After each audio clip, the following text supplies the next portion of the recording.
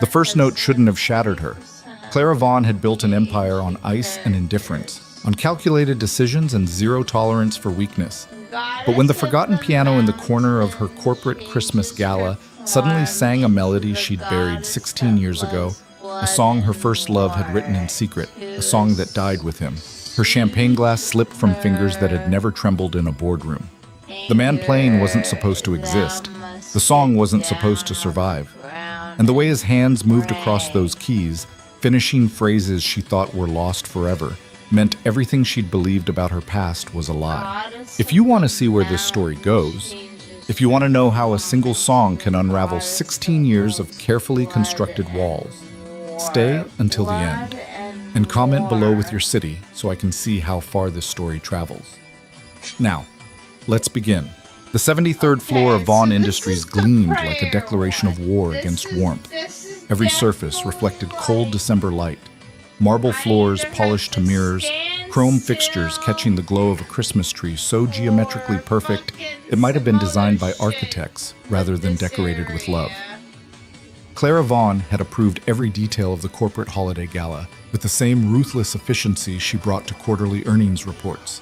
The tree's branches held exactly 200 silver ornaments, each placed with mathematical precision. The catering staff had been drilled on timing until they moved like clockwork. Even the background music, piped in through invisible speakers, had been selected for its inability to provoke emotion. Nothing in Clara's world was left to chance. Nothing was allowed to make her feel. She stood now at the floor-to-ceiling windows overlooking the glittering sprawl of the city, a champagne flute held loosely in one hand, her reflection sharp against the darkness beyond the glass.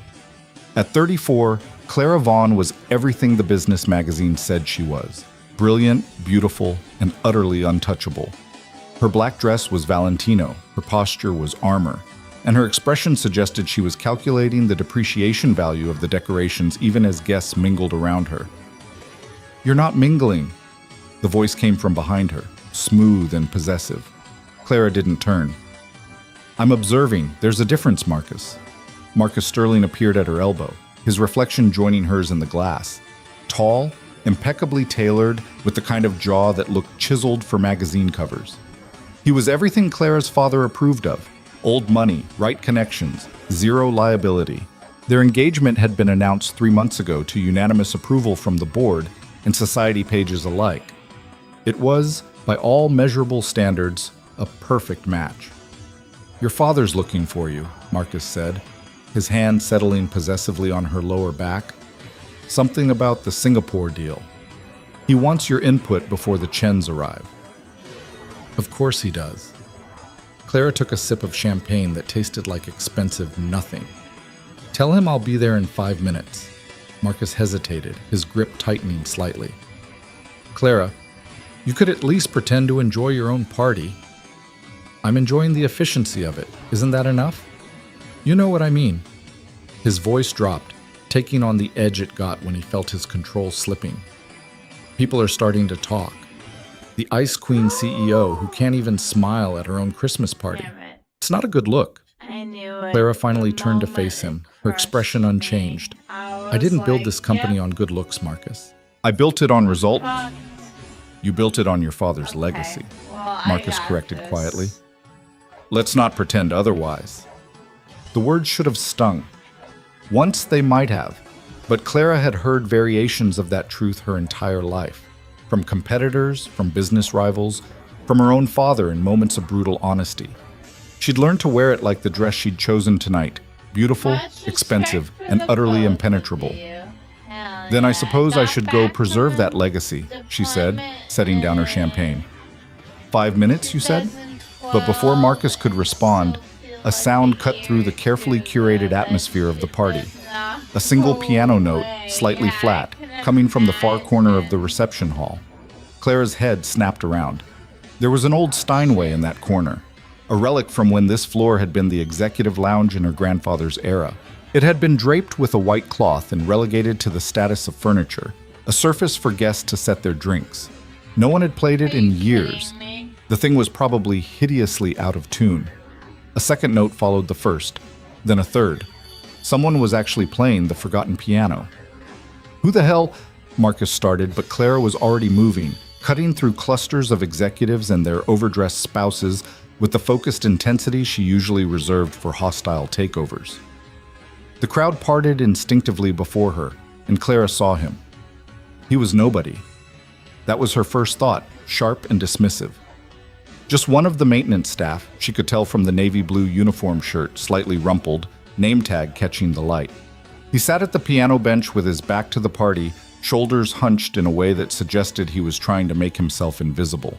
Next to him, perched on the bench with wide eyes and a candy cane clutched in one small hand, was a little girl who couldn't have been more than 5 years old. "Daddy, play the Christmas song," the child whispered, her voice carrying in the sudden pocket of quiet that had formed around the piano. "Sweetheart, I don't think... Please? You promised." The man's hands hovered over the keys, hesitant. Clara could see them trembling slightly, and she felt a flash of irritation. Some maintenance worker using her corporate event as a playground for his daughter, treating a valuable instrument like a toy. She opened her mouth to have security escort them out. Then his fingers touched the keys, and the world stopped. The first phrase was simple, just a gentle descending melody, the kind a parent might play to lull a child to sleep. But there was something in the way the notes fell, something in the spaces between them, that made every conversation in the room falter. The melody was beautiful, yes, but it was also heartbreaking in a way Clara couldn't immediately name. She found herself frozen 3 feet from the piano, champagne forgotten, Marcus's hand falling away from her arm.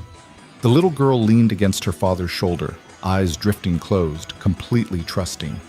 And the man kept playing, his hands moving with increasing confidence across keys that should have been too damaged to sound this clear.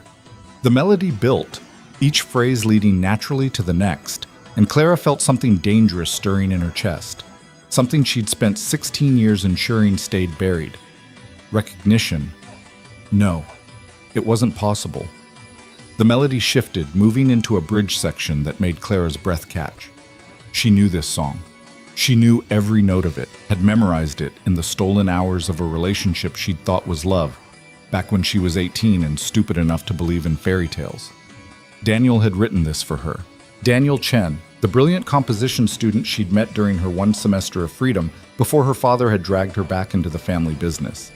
Daniel, who died in a car accident 3 weeks before graduation, taking with him the only version of this song that had ever existed. He'd never recorded it, never finished it, never even given it a proper name. It had existed only in the moments when he'd played it for her, sitting at the battered upright in the campus music building, his hands moving across keys the same way this stranger's hands were moving now. Exactly the same way. Clara's vision blurred. The room felt too hot, too bright, too full of people who suddenly seemed very far away. The song continued, phrase after impossible phrase, and she realized with growing horror that the stranger wasn't just playing Daniel's unfinished composition. He was completing it. The melody moved into sections she'd never heard before, developments that felt inevitable and perfect, like they'd always been waiting to be played. The little girl had fallen asleep against her father's shoulder, candy cane slipping from her fingers. But the man kept playing, lost in the music, his eyes closed now, his whole body swaying slightly with the melody. There was something in his face, some deep well of grief and longing that made Clara's carefully constructed walls crack. This wasn't just a song to him. It meant something. It cost something. The final phrase hung in the air like a question. Then the man's hands lifted from the keys, and the silence that followed was absolute. For 3 heartbeats, no one moved. Then the applause started. Hesitant at first, then building as the spell broke and the party remembered how to react to beauty. But Clara didn't applaud. She couldn't. She was staring at the man's back, at the name tag she could now read clearly. Evan Brooks, maintenance. He turned slightly, carefully shifting his sleeping daughter in his arms, and Clara finally saw his face. He was maybe 35, with dark hair that needed cutting and the kind of tired eyes that spoke of too many double shifts and not enough sleep. There was a scar on his left hand. She could see it now, running from his wrist to his knuckles, the kind of mark that came from serious injury. His face was unremarkable, the kind you'd pass in a hallway without noticing, except for his eyes. When they met Clara's across the piano, there was something in them that made her forget how to breathe. That was quite something. Marcus's voice cut through the moment like a knife. He'd appeared at Clara's side, his hand reclaiming its position on her back, his tone carrying just enough condescension to remind everyone of the social hierarchy at play.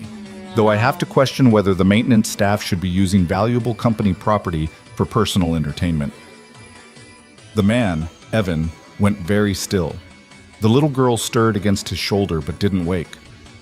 "I apologize," Evan said quietly, his voice rough, like he didn't use it often. She asked me to play something. I didn't think..." "Clearly not." Marcus's smile was sharp. "But then, thinking isn't really in your job description, is it?"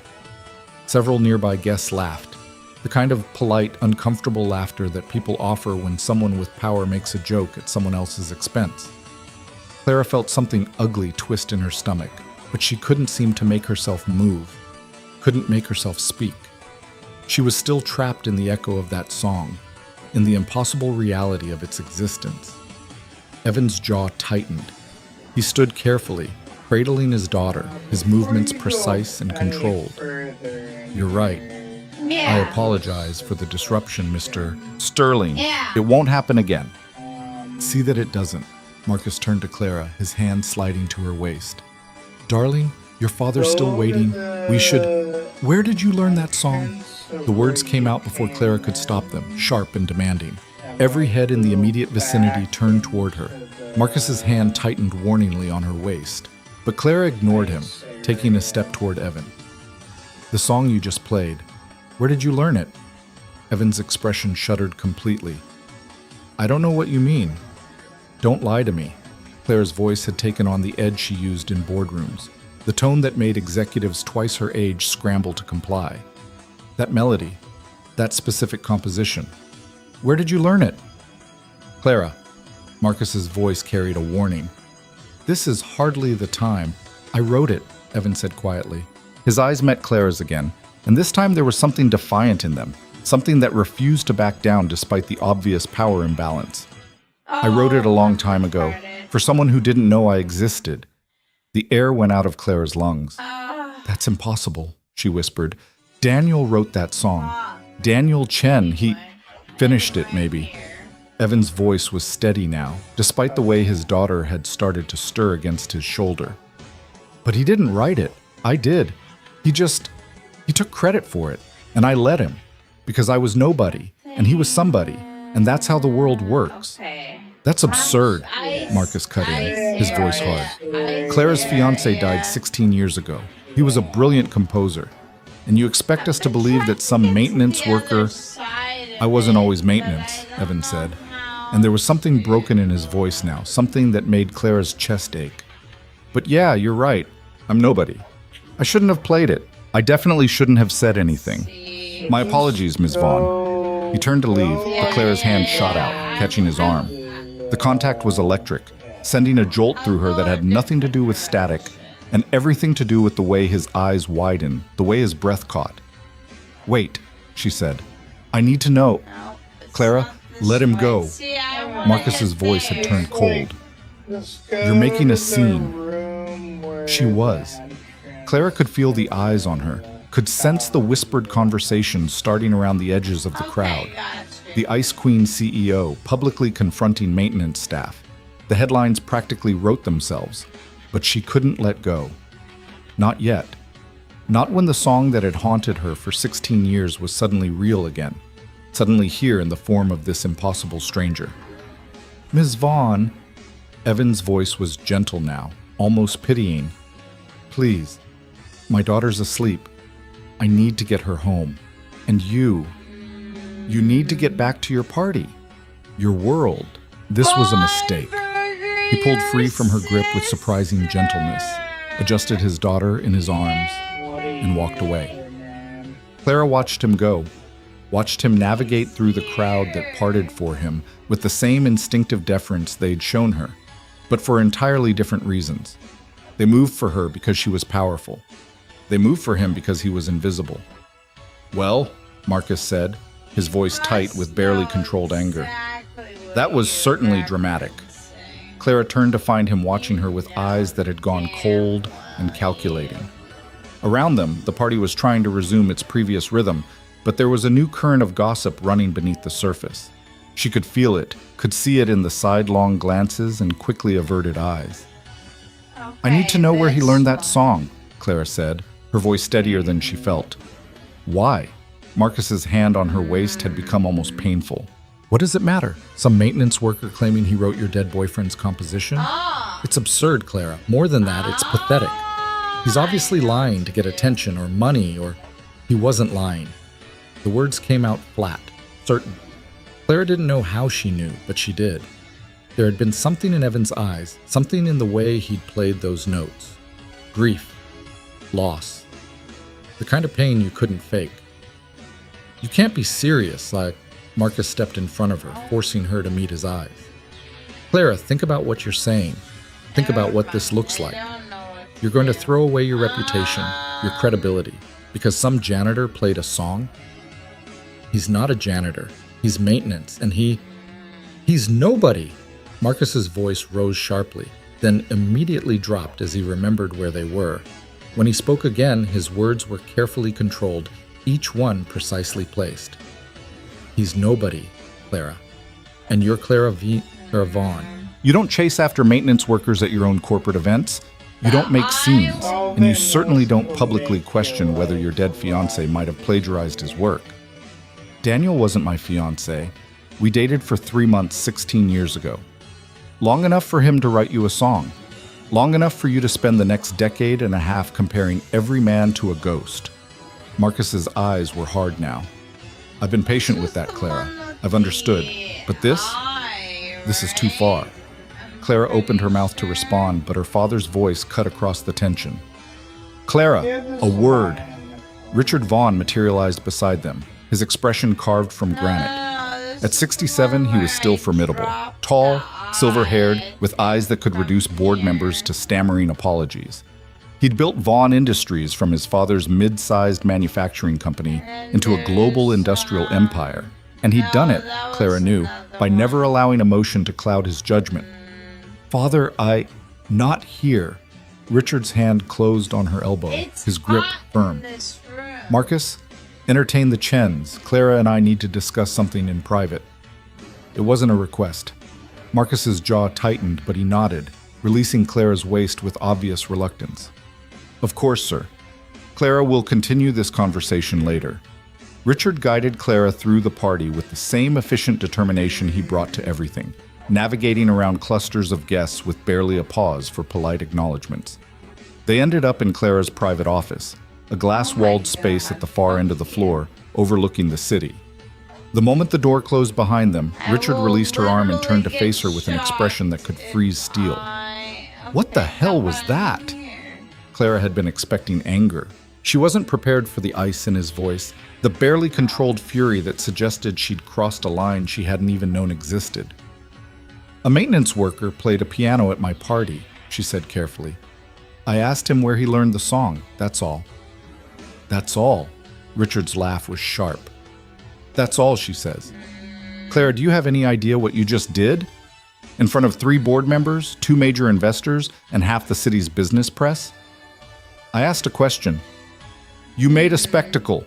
Richard's voice rose, then immediately dropped again. He never shouted.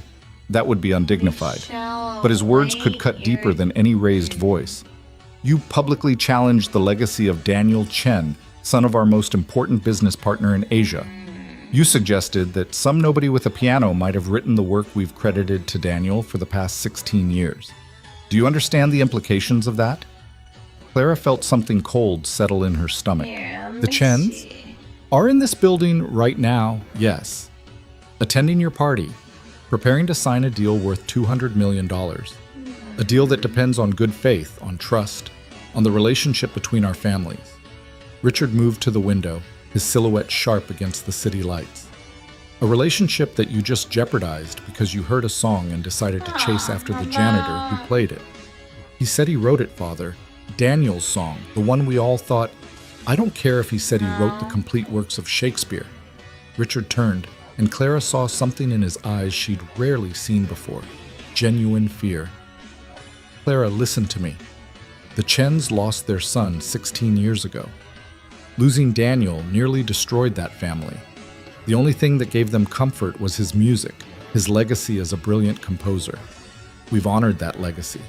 We've supported musical scholarships in his name. We've built an entire foundation around his work. But if he didn't actually write, it doesn't matter. The words came out sharp, final. Clara, you're a brilliant businesswoman. Act like one. Think about what you're suggesting. If it became public knowledge that Daniel Chen's most famous composition was actually written by some maintenance worker, some nobody who was too weak or too stupid to claim credit for his own work, what would that do? To the Chen family? To our relationship with them? To the foundation, the scholarships, everything we've built? Clara felt the walls closing in. You want me to pretend I didn't hear that song? Pretend I don't know? I want you to remember who you are. Richard crossed the room, his hand settling on her shoulders. His grip was firm, paternal, and utterly unyielding. You're Clara Vaughn. You're about to marry Marcus Sterling, uniting two of the most powerful families in this city. You're on track to take over this company when I retire. You have everything, Clara. Everything. Don't throw it away because some music triggered a memory of a college romance that ended 16 years ago. The words hit like physical blows. Clara wanted to argue, wanted to insist that this was about truth, about justice, about finally understanding what had happened all those years ago. But she could feel the weight of her father's expectations, the pressure of the empire he'd built and wanted her to inherit. What do you want me to do? She asked quietly. Forget about it. Richard's hands dropped from her shoulders. Go back to your party. Smile at the Chens. Sign the Singapore deal. Marry Marcus in the spring. Live the life you were born to live. And the song? The man who played it? Is irrelevant. Richard moved toward the door, then paused. Clara, I've given you everything. The best education, the best opportunities, a position in this company that you've more than earned. But there are prices to pay for the life we lead. Sometimes those prices involve letting go of things that don't serve our interest. Surely you've learned that by now. He left without waiting for an answer. Clara stood alone in her office, surrounded by glass and steel and the glittering evidence of her success, and felt more trapped than she'd ever felt in her life. The party continued without her. Through the glass walls, she could see the crowd swirling, champagne flowing, deals being made, and alliances being forged. Marcus was visible near the windows, charming the Chens with the practiced ease that made him so valuable. Her father had rejoined the group, his hand on Mr. Chen's shoulder, every inch the gracious host. Clara's reflection stared back at her from the window, elegant, composed, perfectly controlled. The Ice Queen, they called her. The woman who never cracked, never broke, never let emotion dictate her decisions. But her hands were shaking. She pulled out her phone, pulled up the company directory, and typed in a name, Evan Brooks. The entry was minimal. Employee ID number, Department Facilities Maintenance. Start date, 7 years ago. Emergency contact, Sophie Brooks, daughter, age 5. No spouse listed. Address in a neighborhood Clara knew only by reputation. The kind of area where rent was cheap and dreams went to die. 7 years in maintenance. Before that, nothing. Like he'd appeared fully formed, already broken. Clara's finger hovered over the screen. She could call security, have them pull his file, find out everything about him. She had that power. She could unravel his entire life with a few keystrokes, or she could do what her father said. Forget.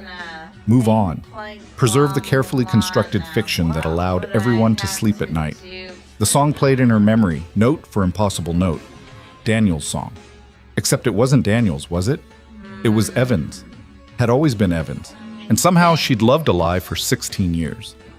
Clara closed her phone and walked back to the party. She smiled at the Chens. She accepted Marcus's arm around her waist. She toasted to successful partnerships and profitable futures. She played her role perfectly, the way she'd been trained to do since childhood. But later, when the last guest had left and the catering staff was packing up, and Marcus was checking his phone near the elevator, Clara found herself standing by the piano again. Someone had already covered it with the white cloth, transforming it back into furniture, into something decorative and purposeless. She reached out and lifted one corner of the cloth. The keys were old, yellowed, some of them chipped. This piano had lived a life before being relegated to this corner. It had been played by hands that loved it, that knew its voice, that understood how to coax beauty from aging wood and tarnished strings. Clara pressed one key, very gently. The note sang out, slightly flat but still clear, still beautiful. "Ready to go?" Marcus's voice made her jump. She dropped the cloth, turned to find him watching her with an expression she couldn't quite read. "The piano needs tuning," she said, because she had to say something. "The piano needs to be removed." Marcus moved closer, his hands sliding into his pockets. "Clara, we need to talk about tonight, about what happened." "Nothing happened." "Exactly." His eyes were steady on hers. "Nothing happened because you're too smart to let it. But I need to know that you understand what's at stake here, what you're risking." "I'm not risking anything." "Aren't you?" Marcus's hand came up, cupping her cheek with surprising gentleness. "Clara, I love you. I want to marry you. I want us to build something together, something bigger than what either of us could build alone. But I need to know that you're with me, completely. Not chasing ghosts, not questioning the past. Here, present, with me." Clara looked into his eyes, handsome, earnest, offering her everything she was supposed to want, and felt absolutely nothing. "I'm tired," she said. "Can we talk about this tomorrow?" Something flickered across Marcus's face. Disappointment, maybe, or suspicion. But he nodded, dropped his hand, stepped back. "Tomorrow, then. I'll call you." He kissed her cheek, a chaste brush of lips that felt more like a business transaction than affection, and left. Clara listened to his footsteps recede, listened to the elevator doors close, listened to the building settle into silence around her. Then she pulled out her phone again and looked at Evan Brooks's address. She shouldn't go there. She knew she shouldn't. There were 100 reasons not to. Professional, personal, practical. Her father was right. Marcus was right. This was madness. But the song wouldn't stop playing in her head. And the look in Evan's eyes when he'd said, "I wrote it for someone who didn't know I existed," wouldn't stop haunting her. Clara grabbed her coat and walked to the elevator. She told herself she was just going to drive by, just going to see what kind of place a man like Evan Brooks called home.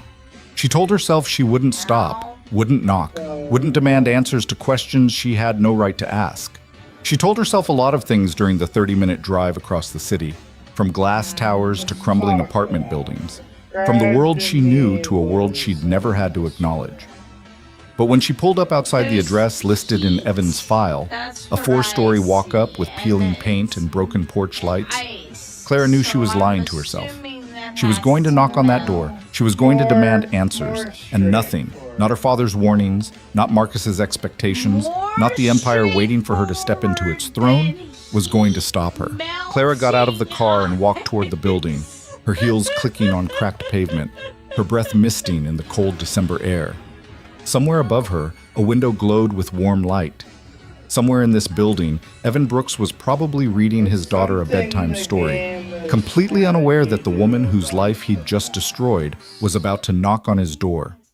The song played on in Clara's memory, beautiful and impossible and demanding to be understood. And for the first time in 16 years, Clara Vaughn stopped calculating the cost of truth and decided she was willing to pay it, whatever the price. The building's front door hung slightly crooked on its hinges, the security buzzer long since broken.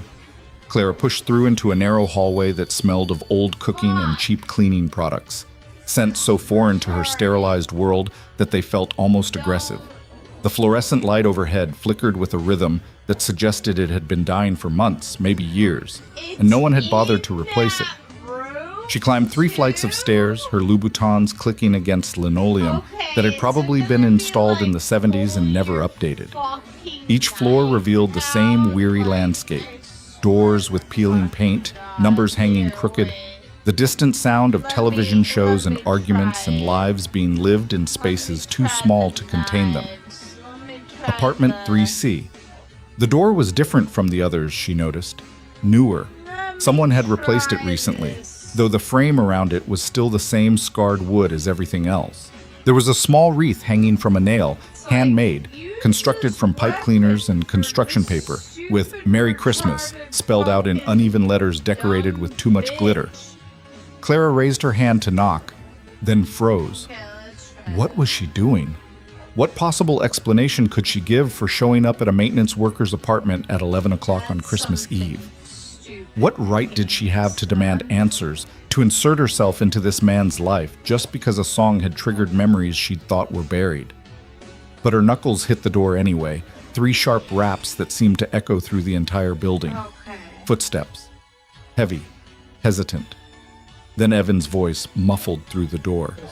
"Who is it?" "Clara Vaughn." Silence. Long enough that Clara wondered if he was going to pretend he wasn't home, wasn't standing just on the other side of this door, trying to decide if opening it was worth the risk. The door swung inward. Evan had changed out of his uniform into jeans and a faded thermal shirt, his feet bare against cheap laminate flooring. His hair was damp, like he'd just showered, but it was his eyes that stopped Clara. They held the same wariness she'd seen in the faces of companies she was about to acquire, the look of someone who knew they were outmatched and out of options. "Ms. Vaughn," his voice was carefully neutral. "I don't think this is appropriate." "Neither do I." Clara's hands tightened on her purse. "But I need to know about that song. I need to understand how you—" "My daughter's asleep." Evan's hand remained on the door, his body blocking the entrance. "And I think I made myself clear at your party. That was a mistake. I shouldn't have played. I definitely shouldn't have said anything. Can we just leave it at that?" "No?" The word came out sharper than Clara intended. "No, we can't. Because that song, the one you played tonight, was written for me 16 years ago by a man named Daniel Chen. Except apparently he didn't write it. You did. And I need to know how that's possible." Evan's jaw tightened. For a moment, Clara thought he was going to shut the door in her face. Then he stepped back, pulling it open wider. "5 minutes," he said quietly. "Then you leave, and we both forget this conversation happened." The apartment was small, maybe 600 square feet divided into a cramped living room, a kitchenette, and what Clara assumed were 1 or 2 bedrooms beyond a narrow hallway. But it was clean, almost obsessively so, and filled with the kind of carefully managed chaos that spoke of a single parent doing their best. Children's drawings covered the refrigerator. A small Christmas tree sat in the corner, its ornaments clearly homemade. Books were stacked everywhere, on shelves, on the coffee table, beside a worn armchair that faced a television so old it probably still had a VCR. Through an open doorway, Clara could see into a bedroom where a little girl slept in a bed shaped like a princess carriage, a nightlight casting soft shadows across walls painted pale pink. "She's beautiful," Clara said, because she didn't know how else to start. "Yes." Evan's voice carried a warmth it hadn't held before. "She's everything." He moved to the kitchenette, began making coffee without asking if Clara wanted any.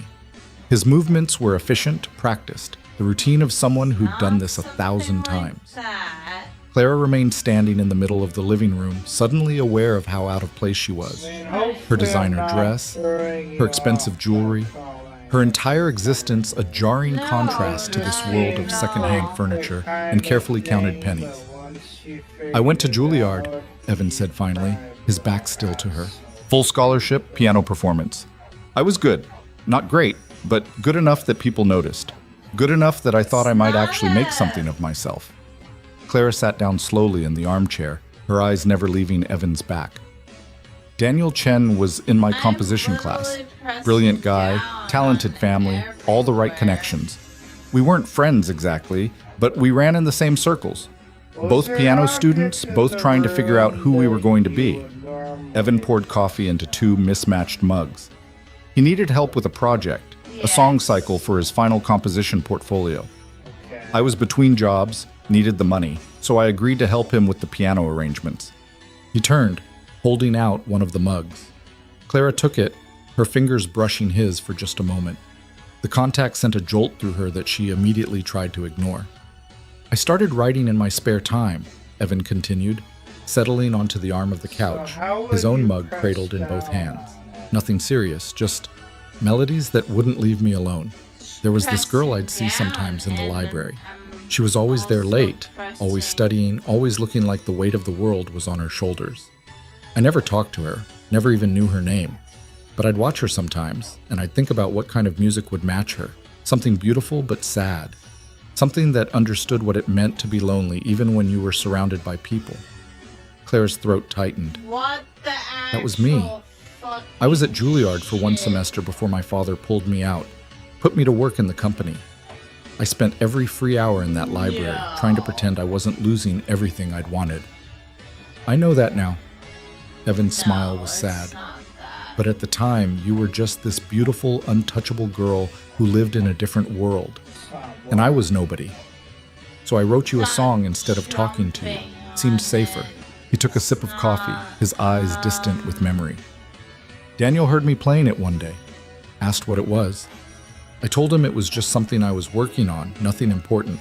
He asked if he could use it, said he had a project due and was struggling for inspiration. I said, sure, why not? I didn't think it mattered. It was just a melody, just notes on a page. Evan's hands tightened on the mug. Then I found out he'd dedicated it to you, Clara Vaughn, the girl from the library. He'd performed it at some student recital, told everyone he'd written it for the woman he loved. And you were there, and you believed him, and suddenly my song became the foundation of his relationship with you. Clara set down her coffee with shaking hands. Why didn't you say anything? Why didn't you tell someone he'd stolen your work? Because he was Daniel Chen, and I was Evan Brooks. Because his father could make one phone call and destroy any chance I had at a career in music. Because I was a scholarship kid from nowhere, and he was legacy, connections, future. No. Evan's voice had gone flat. Because in that world, Ms. Vaughn, nobody cares about who actually wrote the song. They care about who has the power to claim it. That's not true. If you had proof, if you could have shown... I had notebooks full of drafts. I had the original composition, every version of it, every change I'd made. You know what Daniel's father said when I finally worked up the courage to confront them? Evan stood abruptly, moved to the window overlooking the street. He said that if I made trouble, he'd ensure I never worked in music again. Not performing, not teaching, not even selling instruments in some strip mall. He'd destroy me. And then he offered me $20,000 to sign a document saying I'd been Daniel's assistant, that any work I'd done was under his direction and belonged to him. Clara felt sick. You took the money. I needed it. Evan's voice was barely above a whisper. My mother was sick. Cancer. We had no insurance, no savings, no options. $20,000 bought her 6 more months of treatment. 6 months where she wasn't in constant pain, where she could actually enjoy what was left of her life. So yes, Ms. Vaughn, I took the money. I signed the papers. I let Daniel Chen claim credit for my work, and I've lived with that choice every day since. The silence that followed was broken only by the distant sound of sirens outside, the city's constant reminder that suffering never slept. Daniel died 3 weeks before graduation, Clara said quietly. Car accident. He was driving back from visiting his parents when he lost control. The police said he fell asleep at the wheel. I know. I was there. Evan turned from the window, his face carefully blank. Not at the accident, but at the funeral. I stood in the back, watching everyone cry for this brilliant composer who'd been taken too soon. Watching you, actually. You were 18, wearing a black dress that was too big for you, and you looked like your whole world had ended. The Chens started a foundation in his name, scholarships for young composers, all based on work that included my melody, my composition, my grief turned into something I could never claim. And you just let it happen. For 16 years, you let everyone believe a lie. What was I supposed to do? Evan's composure cracked, anger flashing in his eyes for the first time. His family had just lost their son. You'd lost someone you loved. The foundation was helping real students, making real differences in their lives. Was I supposed to destroy all of that because I wanted credit for a song? Because I couldn't let go of my ego? It wasn't about ego, Clara stood, her own anger rising to match his. It was about truth, about ownership, about not letting powerful people steal from those who can't fight back. You really believe that? Evan laughed, a harsh sound without humor. You, Clara Vaughn, Standing in my apartment in your dress that probably cost more than I make in 6 months, lecturing me about fighting back against powerful people? Your father built his empire on exactly the kind of decisions I made. Taking shortcuts, sacrificing the powerless, crushing anyone who got in his way. The only difference is he never had to sign away his dignity for $20,000. He just took what he wanted and dared anyone to stop him. The words hit like a slap. Clara wanted to deny them, wanted to defend her father, her family, the empire she'd spent her life building. But something in Evan's eyes stopped her. A recognition of something she'd always known but never acknowledged. "You're right," she said quietly. "About all of it. My father, Vaughn Industries. We've made compromises that would horrify most people. But that doesn't change what happened to you, what they did to you. They didn't do anything to me that I didn't allow." Evan moved back to the couch, suddenly looking exhausted. "After my mother died, I tried to rebuild my career. Got a few teaching positions, some session work, enough to get by. Then 7 years ago, I was working as a piano technician for a concert hall. There was an accident, a stage platform malfunction during setup. I was underneath when it collapsed." He held up his left hand, showing Clara the scar she'd noticed earlier. In the apartment's harsh light, she could see it ran even deeper than she'd thought. The flesh twisted and discolored. Crushed everything from my wrist to my fingertips. 3 surgeries, 2 years of physical therapy, and I got back maybe 70% function. Enough to play simple melodies, enough to teach my daughter basic songs, not enough to perform, not enough to work as a technician, not enough to do anything in music professionally. Clara sat down slowly. "The concert hall. Where did this happen? Does it matter?" "Yes. Yes, it matters. Because if there was negligence, if someone was responsible, it was the Paramount, downtown. Your family owns the building." The room tilted. Clara gripped the arm of the chair, her mind racing through property records, subsidiary companies, the vast network of holdings that made up Vaughn Industries. The Paramount had been acquired 12 years ago as part of a real estate package, then leased out to various entertainment companies. She'd never paid attention to it, had barely known it existed. "There was an investigation," Evan continued, his voice mechanical now, reciting facts like they belonged to someone else. "OSHA found multiple safety violations. Inadequate maintenance, faulty equipment, corner cutting to maximize profits. The building management, your company's subsidiary, was fined. I got a settlement, $60,000 and a medical release saying I wouldn't pursue further legal action." $60,000. Claire's voice was hollow. "For your entire career. For everything you could have been. It was enough to cover my medical bills and put a down payment on a lawyer for my custody case. Sophie's mother didn't want her anymore. Too much responsibility, too expensive, interfered with her new life. But she was willing to fight me for her anyway, just for the principle of it. The $60,000 bought me a lawyer who could actually show up to court sober. I got full custody. And when the money ran out, I took the only job I could get with one barely functional hand and no professional references." "Maintenance," Clara whispered. "Your company again. Different subsidiary, different department, but same family at the top." The irony wasn't lost on me. Evan's smile was bitter. "I've been cleaning your offices for 7 years, Ms. Vaughn. Emptying your trash, fixing your broken equipment, being invisible in the background of your perfect corporate world. And every day I told myself it was fine. I had Sophie. I had a job that paid the bills. I didn't need anything else." He stood abruptly, moved to the window again, his shoulders rigid. "Then tonight, Sophie asked me to play her a Christmas song. She loves music, asks about it constantly, wants to know why I don't play anymore like I used to. And I sat down at that piano in your building. The building I clean every night, the building that represents everything I'll never have. And I started playing the only song that's ever really mattered to me. The song I wrote for a girl in a library who never knew I existed. The song that became someone else's legacy while I mopped floors and tried to forget I'd ever wanted more." Clara walked to stand beside him at the window. Outside, the city glittered with Christmas lights, each window a small declaration against the darkness. Somewhere out there, people were celebrating, believing in magic and second chances and the possibility that tomorrow might be better than today. "I knew," she said quietly.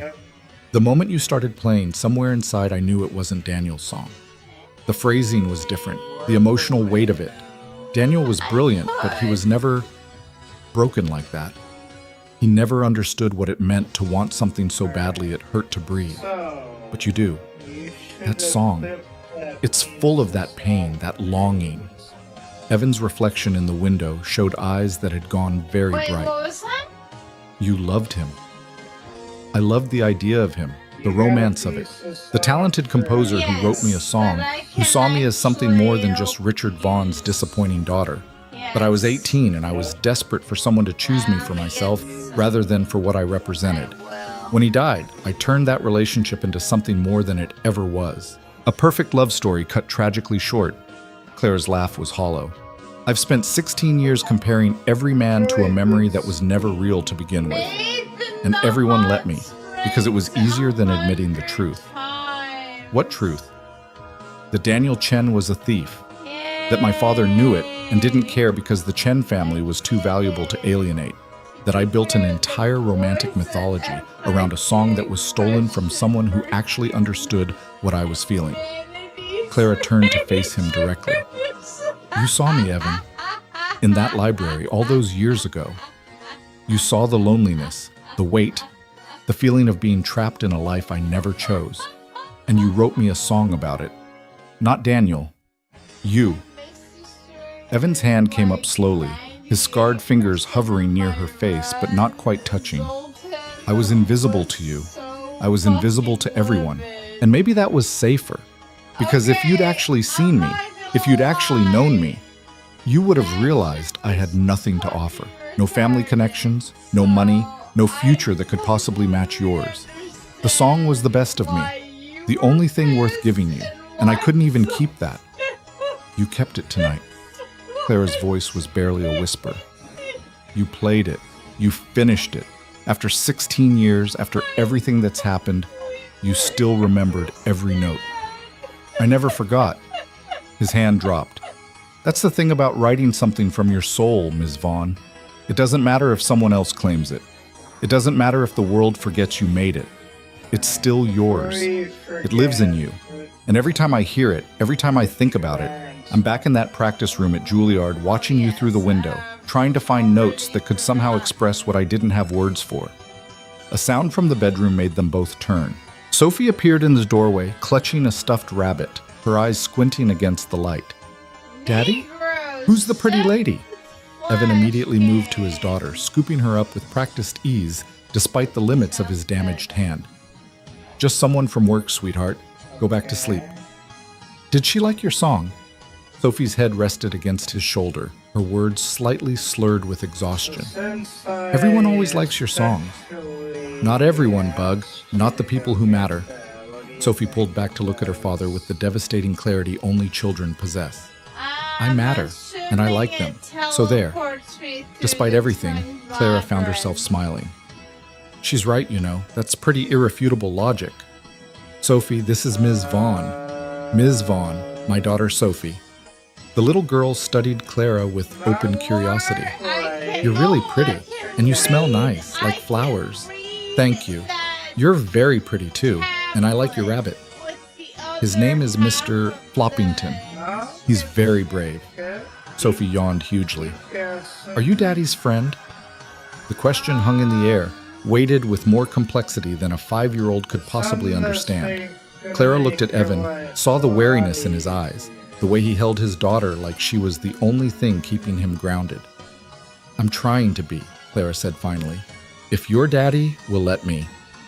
Evan carried Sophie back to bed, murmuring quiet reassurances. Clara heard the ritual of tucking in, the adjustment of blankets, the whispered I love yous that spoke of a bond so pure it made her chest ache. When he returned, closing the bedroom door softly behind him, his expression had shifted into something carefully neutral. You should go, he said quietly. It's late, and this, whatever this is, it can't lead anywhere good. Why not?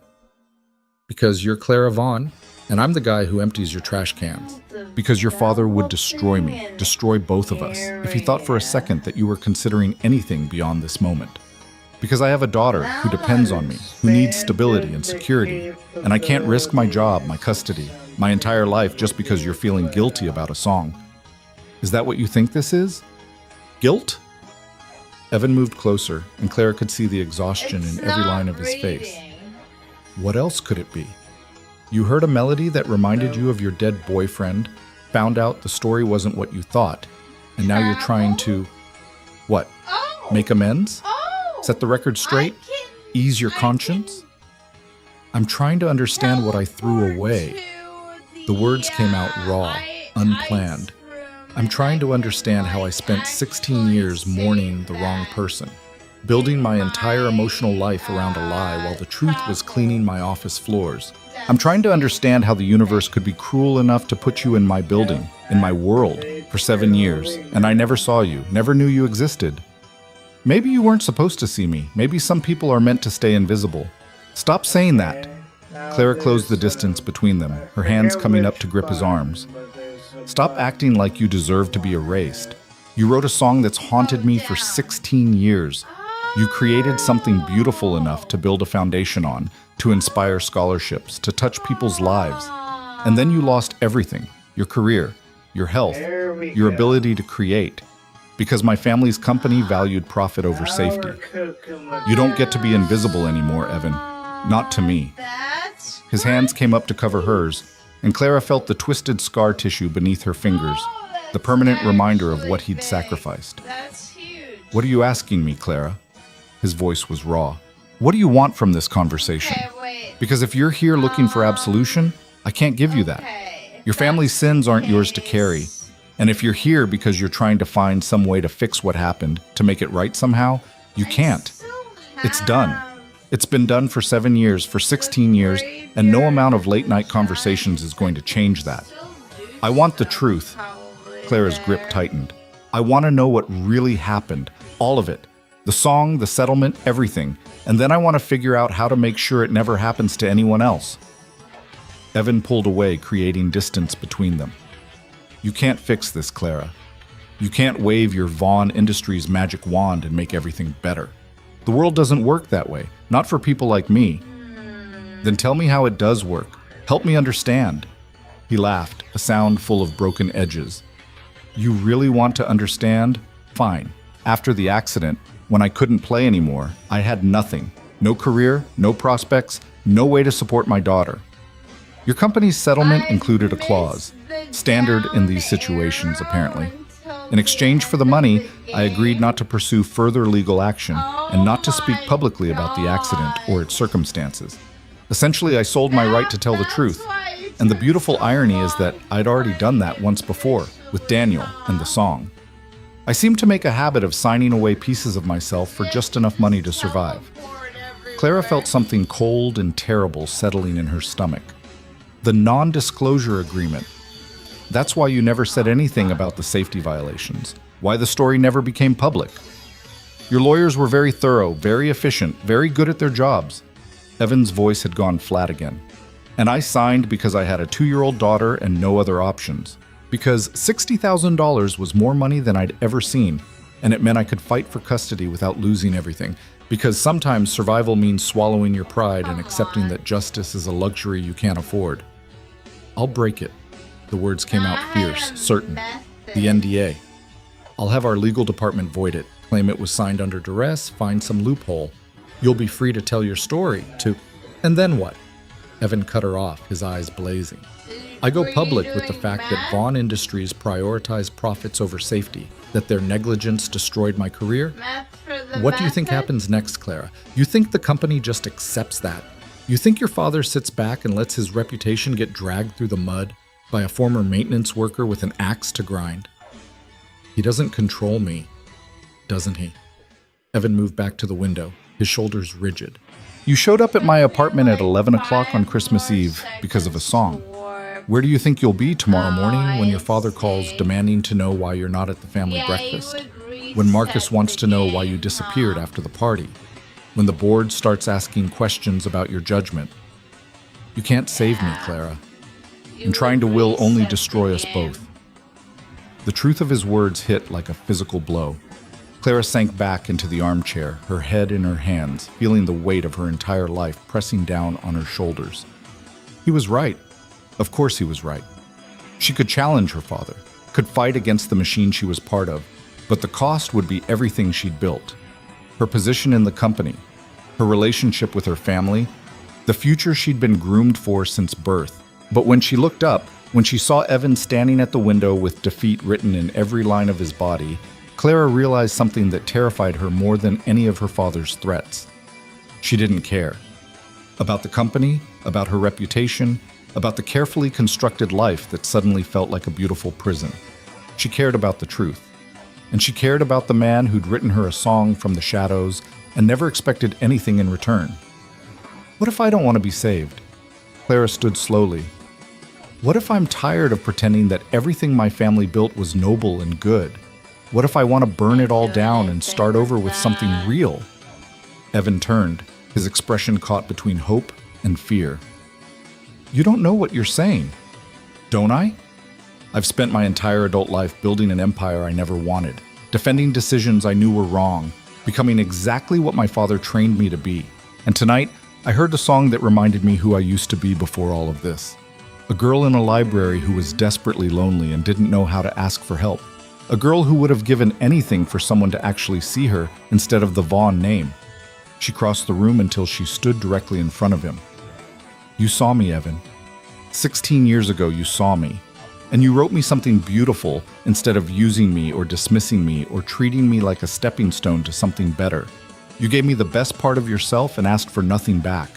And I'm not going to walk away from that just because it's complicated or dangerous or threatens everything I thought I knew. Evan's hand came up, cupping her face with a gentleness that made Clara's breath catch. His scarred fingers traced her cheekbone, and she could feel them trembling. Clara, he whispered, her name a prayer and a warning. If you do this, if you actually try to fight back against your family, against the system that protects them, there's no going back. They'll destroy you. They'll take everything. Then I'll rebuild with nothing, like you did. I didn't rebuild. I survived. There's a difference. Clara's hands came up to cover his, holding them against her face. Then teach me how. Teach me what it means to choose truth over comfort. Show me how to be brave enough to let go of everything I never really wanted anyway. For a long moment, they stood there in the dim light of his living room, the city breathing around them, Sophie sleeping peacefully in the next room. And Clara felt something shift inside her, some fundamental transformation that had nothing to do with the song and everything to do with the recognition passing between them. This wasn't about romance. It wasn't about fixing the past or seeking redemption. It was about two people who'd been invisible to the world in different ways, finally seeing each other clearly. I need to go, Clara said finally, though she didn't move. But I'm coming back. Tomorrow? Or the next day? Or whenever you're ready to talk more. Because this conversation isn't over, Evan. Not by a long shot. Your father can wait. Clara stepped back, letting her hands fall. For the first time in my life, Richard Vaughn and his expectations can wait. She walked to the door, then paused with her hand on the knob. The song, the one you played tonight, it deserves to be finished properly, recorded, shared, not as Daniel's legacy or anyone else's, as yours. Evan's expression was unreadable. That ship sailed a long time ago. Maybe, or maybe it's just been waiting for the right moment, for someone who actually cared about the truth to hear it and refused to let it be buried. Clara opened the door. Merry Christmas, Evan. Thank you for the music. She left before he could respond, walking back down the 3 flights of stairs and out into the December cold. Her car sat waiting where she'd left it, a sleek black statement that looked absurdly out of place in this neighborhood of rust and pragmatism. Clara got in and sat there for a long moment, her hands on the steering wheel, her breath misting in the air. Above her, a light was still on in apartment 3C. She imagined Evan standing at the window, watching her leave, trying to decide if she was genuine or just another person who would ultimately choose comfort over courage. She'd have to prove him wrong. Starting tomorrow. Starting now. Clara pulled out her phone and opened her email. 3 new messages from Marcus, each one progressively more concerned about her disappearance. 2 from her father, both marked urgent, and 1 from her assistant, confirming the schedule for tomorrow's family Christmas breakfast, complete with the Chens and their expectation that the Singapore deal would be finalized. She deleted them all. Then Clara composed a new message to her personal attorney, someone who owed loyalty to her rather than to Vaughn Industries. The subject line was simple: need to review an NDA, urgent, confidential. She didn't send it, not yet, because she needed to think this through, needed to understand all the ways this could explode in her face. But having the email drafted, having taken even that small step toward action, made her feel more alive than she'd felt in years. The light in apartment 3C went dark. Clara started her car and pulled away from the curb, heading back toward the glittering towers and the life she'd built from expectation and obligation. But something had fundamentally changed during the drive across the city. She was different now, not transformed completely, not suddenly brave or certain of her path, just finally, impossibly awake. And the song played on in her memory, each note a reminder that some truths refuse to stay buried, no matter how many years passed or how many powerful people wanted them forgotten. The Christmas morning sun hit Clara's penthouse windows with aggressive cheerfulness, turning the floor-to-ceiling glass into mirrors that reflected a woman who hadn't slept. She stood in yesterday's dress, her makeup smeared, her carefully constructed armor in complete disarray. Her phone had been ringing for the past 2 hours. Her father, Marcus, her assistant, each call more insistent than the last. She'd ignored them all. Instead, she'd spent the night researching. Not the kind of surface-level investigation she usually delegated to subordinates, but deep methodical digging through public records, court documents, OSHA reports. The Paramount Theater accident wasn't hard to find once she knew what to look for. The official investigation had been thorough, damning even. Multiple safety violations, deferred maintenance, a corporate culture that prioritized profit margins over worker protection. The building management company, a Vaughn Industries subsidiary, had paid fines totaling $200,000. Pocket change compared to their annual revenue. Evan Brooks' name appeared in the settlement records, listed alongside 3 other injured workers. But his payout had been significantly larger than the others, and Clara understood why when she found the medical reports attached to the case file. Crushed metacarpals, severed tendons, nerve damage classified as permanent and degenerative. The doctor's notes were clinical but devastating. Patient will retain approximately 60 to 70% function. Professional level piano performance no longer viable. They destroyed his hands, and then they'd paid him just enough to ensure his silence. Clara's personal line rang again. This time, she answered. "Where the hell are you?" Marcus's voice was tight with barely controlled fury. "Your father has called me 4 times. The Chens are waiting. Do you have any idea how this looks?" "I'm not coming to breakfast." Silence. Then, "Excuse me?" "I said I'm not coming. Tell my father I'm sick. Tell him whatever you want. But I'm not sitting through another performance where we all pretend the Chen family built their wealth on anything other than tragedy and stolen credit." "Clara," Marcus's tone shifted, becoming the careful, measured voice he used when negotiating hostile deals. "I don't know what happened last night after the party, but you need to think very carefully about what you're doing. The Singapore contract can wait, or not. I don't particularly care anymore." "You don't care," Marcus laughed, but there was no humor in it. Clara Vaughn doesn't care about a $200 million deal. Clara Vaughn doesn't care about her family's business interests. What exactly happened between leaving the party and now that's made you lose your mind? "I heard a song, Marcus, and it woke me up." She hung up before he could respond, then immediately silenced her phone. The notifications kept coming, texts, emails, voicemails piling up like accusations. But Clara ignored them all.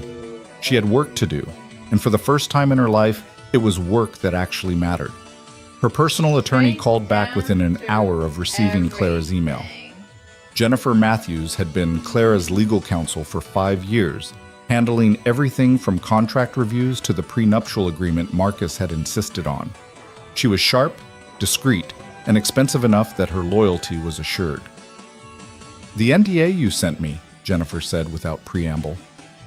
"Where did you get it?" "From company files, 7 years old, signed by a former employee as part of an accident settlement." "Clara, this is a Vaughn Industries document. If you're asking me to challenge it, I need to know why. And I need to know if you've cleared this with your father or the board." "I haven't, and I won't. This is personal, Jennifer. Can you break it or not?" Jennifer was quiet for a long moment. Technically, yes. There are several clauses that could be challenged as overly broad or potentially coercive. The settlement was signed without independent legal counsel present, which is questionable, and the amount, $60,000 for injuries this severe, could be argued as inadequate consideration for such extensive restrictions on speech. So we can void it. We can try, but Clara, you need to understand what you're asking for. Challenging this NDA means opening up the entire Paramount Theater case. It means publicity, potential litigation, exposure of company practices that were, let's say, less than ideal. Your father will fight you on this. The board will fight you. And if you lose, you won't just lose the legal battle. You'll lose everything else, too. Clara walked to the window, looking out at the city that had always seemed so firmly under her control. What if I'm willing to lose? Then you're either very brave or very foolish, possibly both. Jennifer's tone softened slightly. Clara, in the 5 years I've known you, I've watched you build an empire. You're brilliant, you're ruthless when necessary, and you've earned every bit of respect you command. But this, whatever this is, it will change everything. Are you absolutely certain it's worth it? No, Clara said honestly, but I'm certain that continuing to pretend it never happened isn't an option anymore. Find me the weakest points in that NDA and start drafting a letter of intent to challenge. You're going to need more than just legal strategy. You're going to need evidence, witnesses, a narrative that makes sense to people who don't know the backstory. This man, Evan Brooks, is he willing to fight? Because if he's not, if he decides his silence is worth more than vindication, this whole thing falls apart. Clara thought about Evan standing in his small apartment, his daughter asleep in the next room, his entire life balanced on the razor's edge of survival. I don't know, but I'm going to find out. She drove back to Evan's neighborhood in full daylight this time, the December sun exposing every crack in the pavement, every boarded window, every visible marker of the economic divide she'd spent her life ignoring. Children played in a small park despite the cold, their laughter cutting through the industrial sounds of the city. An elderly woman swept her front steps with meticulous care, her movements speaking of pride that refused to bow to circumstance. This was Evan's world. Not temporary, not tragic, just real in a way Clara's gleaming towers could never be. She parked in the same spot as last night and climbed the same 3 flights of stairs. But this time, when she knocked on apartment 3C, there was no hesitation in her movements. She'd made her choice during the sleepless hours between midnight and dawn. Now she just needed Evan to make his. The door opened to reveal not Evan, but Sophie, still in princess pajamas, her hair an adorable disaster. You came back! The little girl's face lit up with uncomplicated joy. Daddy said you probably wouldn't, but I knew you would because you're nice and you smell like flowers. Sophie, what did I tell you about opening the door? Evan appeared behind his daughter, pulling her back gently. His eyes met Clara's with an expression caught between resignation and something that might have been hope. I'm sorry, she's too friendly for her own good. It's fine. I like friendly. Clara crouched down to Sophie's level. Good morning, Mr. Floppington. Did you sleep well? Sophie held up the stuffed rabbit with solemn importance. He had bad dreams about dragons, but I told him dragons aren't real, and also that Daddy would protect us. Daddy can fight anything. I bet he can. Clara stood slowly, her eyes never leaving Evan's face. Can we talk? Evan glanced at his daughter, then nodded. Sophie, go watch cartoons for a bit, okay? And stay away from the cookies. I know you know where I hid them. I would never. Sophie's expression of innocence was completely undermined by the chocolate smudge on her collar. She scampered off to the living room, and Clara heard the television click on. Evan stepped into the hallway, pulling the door partially closed behind him. In the harsh fluorescent light, Claire could see the exhaustion in his face, the evidence that he'd slept as poorly as she had. You shouldn't have come back, he said quietly. We talked. You got your answers. It's done. There's no reason to I want to challenge the NDA. The words came out flat, certain. I have a lawyer reviewing it right now. We think we can break it. For you to tell your story about what happened at the Paramount, about the safety violations, the negligence, all of it. Evan went very still. Why would you do that? Because it's the truth. Because my family's company destroyed your career and then paid you to stay quiet about it. Because I'm tired of being complicit in a system that protects the powerful at the expense of everyone else. You don't owe me anything, Clara. You weren't even running the company 7 years ago. No, but I'm running it now. Or I'm supposed to be. And that means the choices made under the Vaughn name are my responsibility. Clara moved closer, her voice dropping. I spent last night reading the OSHA reports, the settlement documents, everything.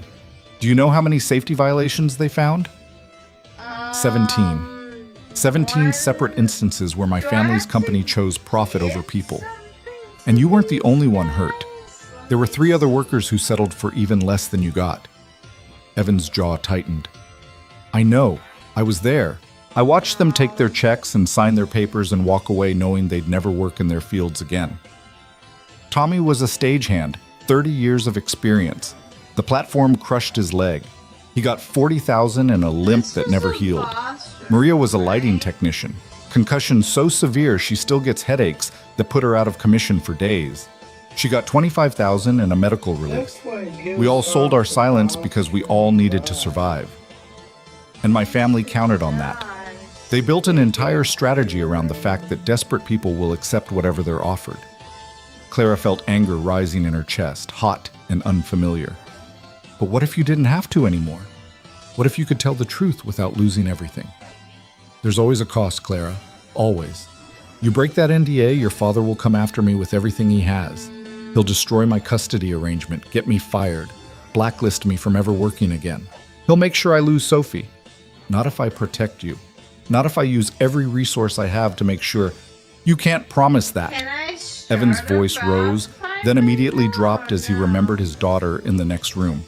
You're one person, Clara. One person with good intentions and a guilty conscience.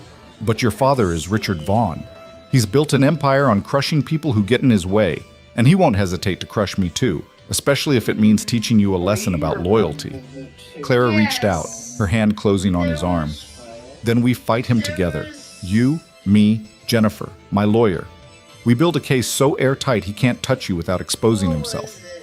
You really believe that's possible? You think your father won't find a way to twist this, to make me look like the villain?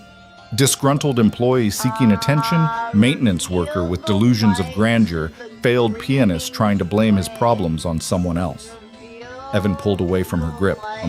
That's how this plays out, Clara, not with justice and vindication. With me losing my daughter and you losing your family. Is that really what you want? I want the truth to matter more than convenience. The truth doesn't pay rent. The truth doesn't keep food on the table or ensure custody rights. The truth is a luxury, Clara, and I can't afford it. They stood in the dim hallway, the weight of impossible choices pressing down on both of them. From inside the apartment, Clara could hear cartoon voices and Sophie's delighted laughter. That sound, so pure, so uncomplicated, made everything else feel absurdly heavy. What if there was another way? Clara said finally. Not legal action, not public exposure. What if we could get your story out there without violating the NDA? Tell it through other means, build awareness without directly challenging the settlement. You mean manipulate the system the same way it manipulated me? I mean, use every tool available to make sure what happened to you doesn't happen to anyone else. Document the pattern, highlight the corporate culture, force change from the inside. Clara leaned against the wall, suddenly exhausted. I don't have all the answers, Evan, but I know I can't go back to pretending I don't know what I know now. And I know you deserve better than spending the rest of your life invisible. The apartment door opened wider, and Sophie peeked out. Are you fighting?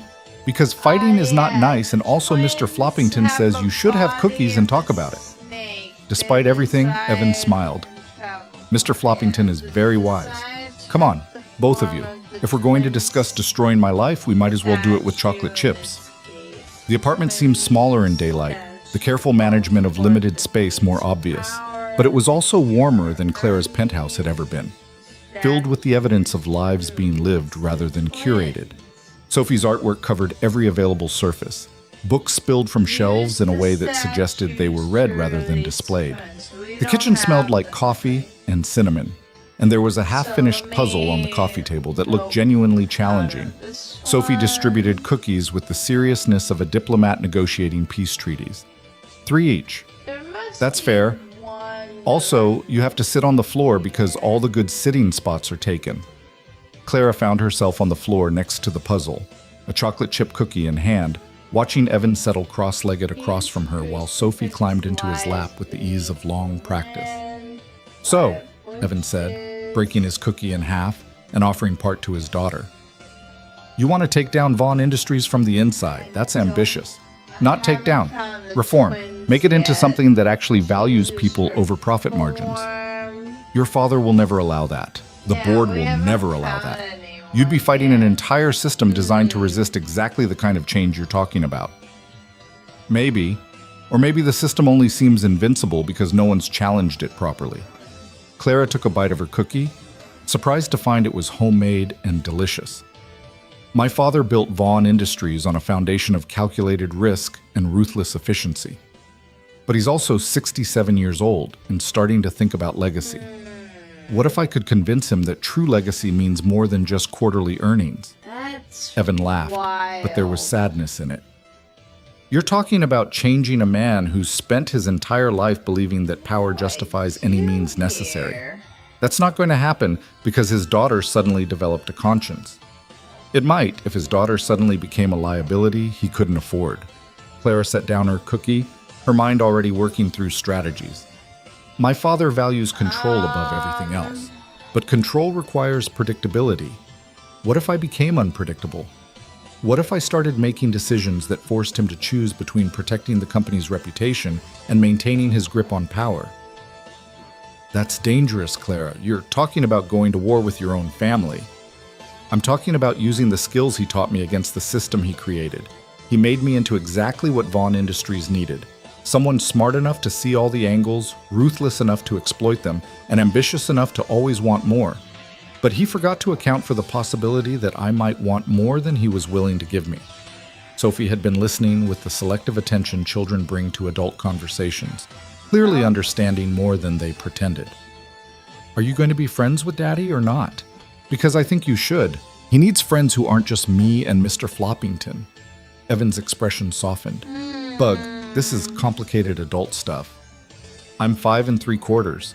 That's almost 6. I understand complicated." Sophie turned to Clara with devastating directness. "Daddy's sad a lot. He tries to hide it, but I know. And when you came last night and he played the pretty song, he looked less sad. So I think you should stay and make him keep looking less sad." The simple truth of it hung in the air. Clara felt something crack in her chest, some carefully maintained wall crumbling under the weight of a 5-year-old's observation. "I'd like that," Clara said quietly. "If your daddy will let me." Evan's hands had tightened around his daughter, his eyes very bright. "Sophie, why don't you go work on your coloring book for a bit, the princess one you got for Christmas? But I want to hear the grown-up talk." "Nice try. Go color. And if you're very good, maybe we'll go to the park later." Sophie sighed with the world weariness only children can muster, then kissed her father's cheek and wandered off to her bedroom. The moment her door closed, Evan's composure cracked.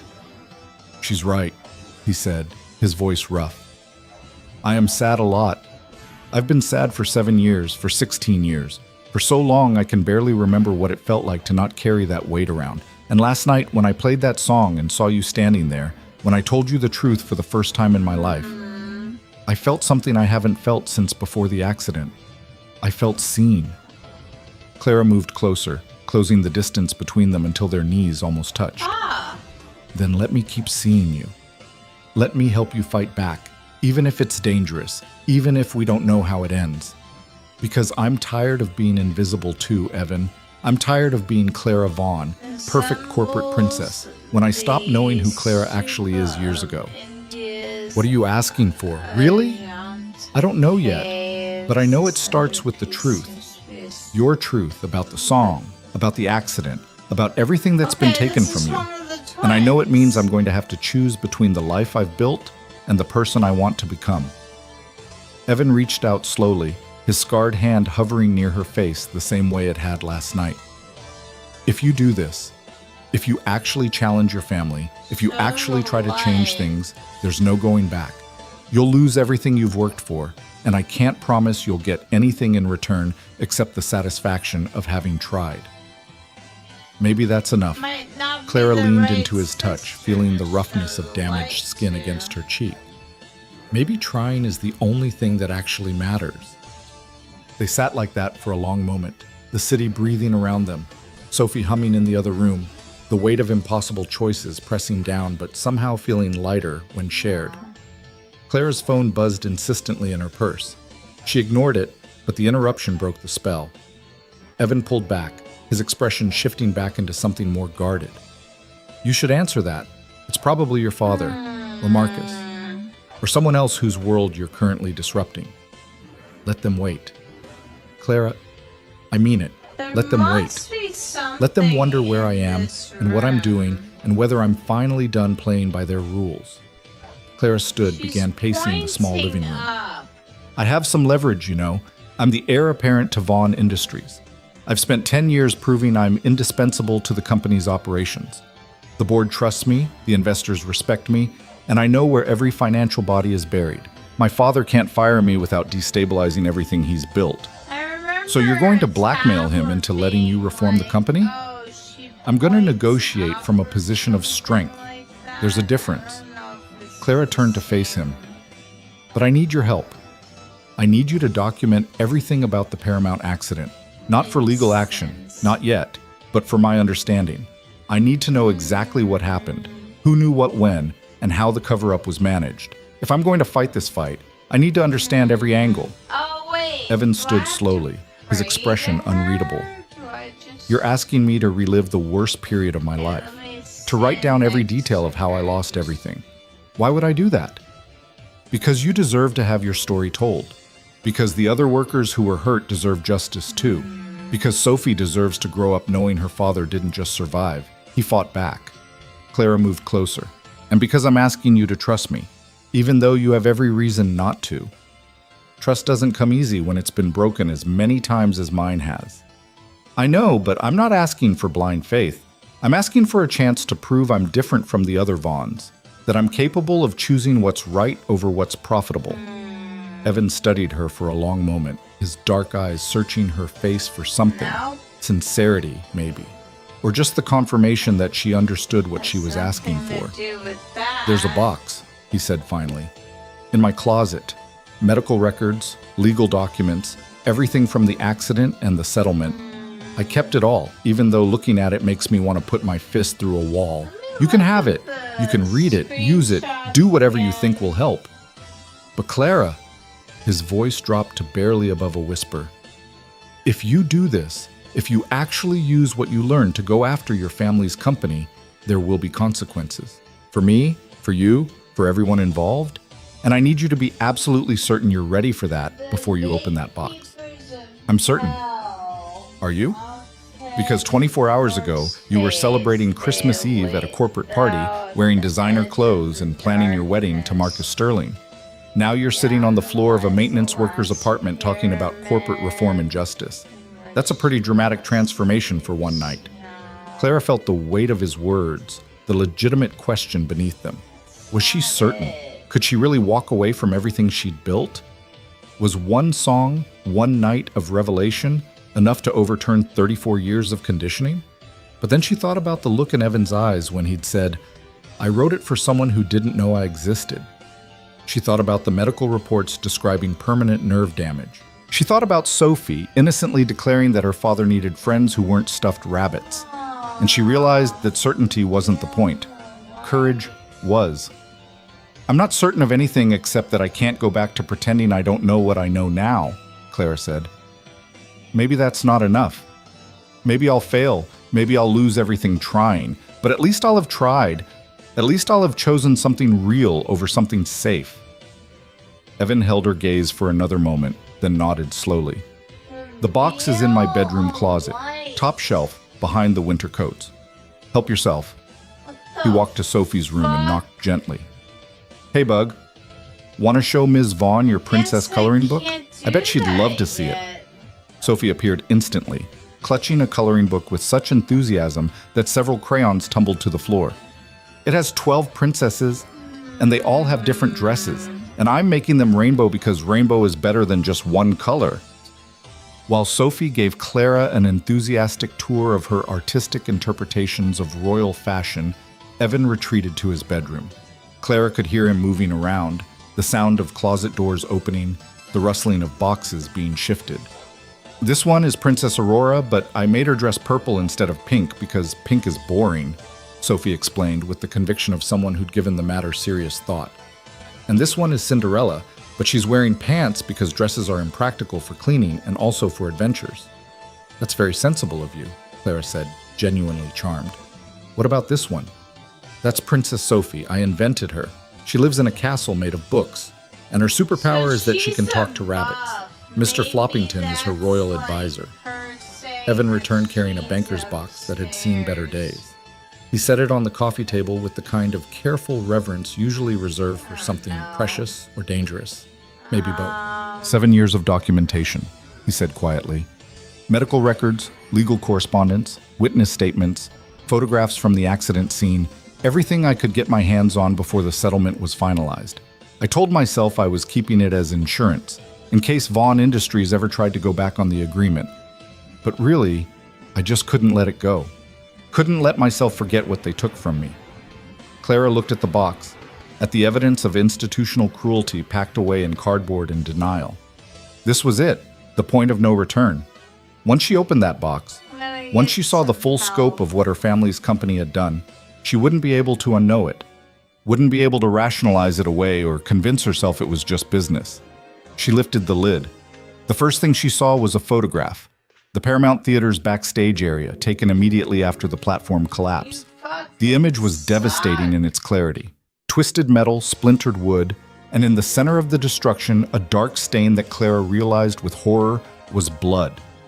Someone had marked the photo with yellow tape, highlighting the failed support structures, the missing safety equipment, the evidence of negligence so obvious that even a layperson could see it.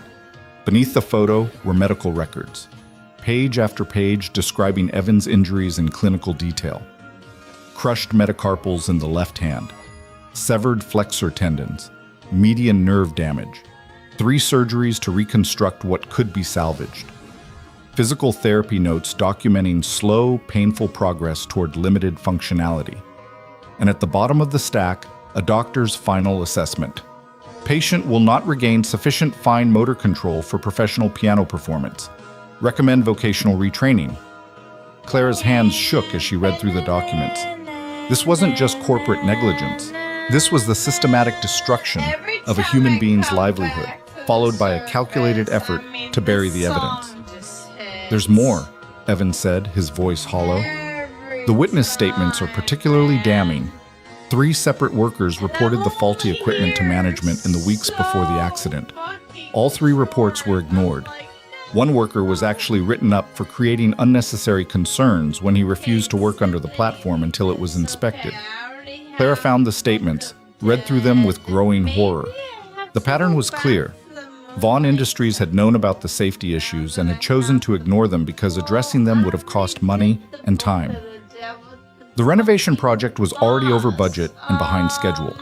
Fixing the platform properly would have delayed opening night, would have impacted revenue projections, would have made someone's quarterly numbers look bad. So they'd gambled with people's lives instead, and lost. Why didn't this go to trial? Clara asked, though she already knew the answer.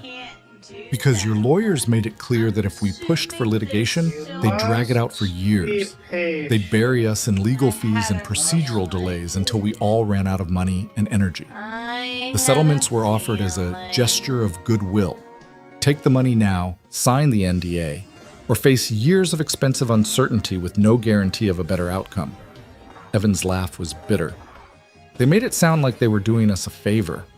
And maybe they were in their own twisted way, because we all needed money immediately, and they knew it. Clara's phone buzzed again, this time continuously. She pulled it out to find 12 missed calls from her father, 8 from Marcus, and a text from her assistant that simply read, "Emergency board meeting called for 2 p.m. Your presence required." "They've noticed my absence," Clara said, showing Evan the screen. "Are you surprised?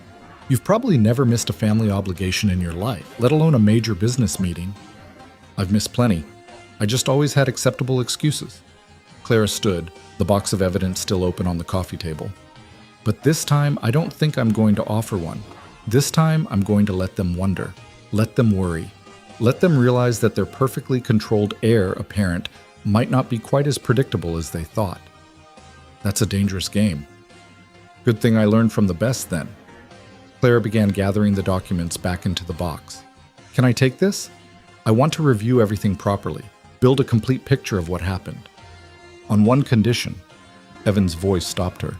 Before you do anything with that information, before you confront your father or the board or anyone, you tell me first. We decide together how to move forward. Because if this blows up in our faces, I need to be prepared to protect Sophie. Deal. Clara extended her hand, and after a moment's hesitation, Evan took it.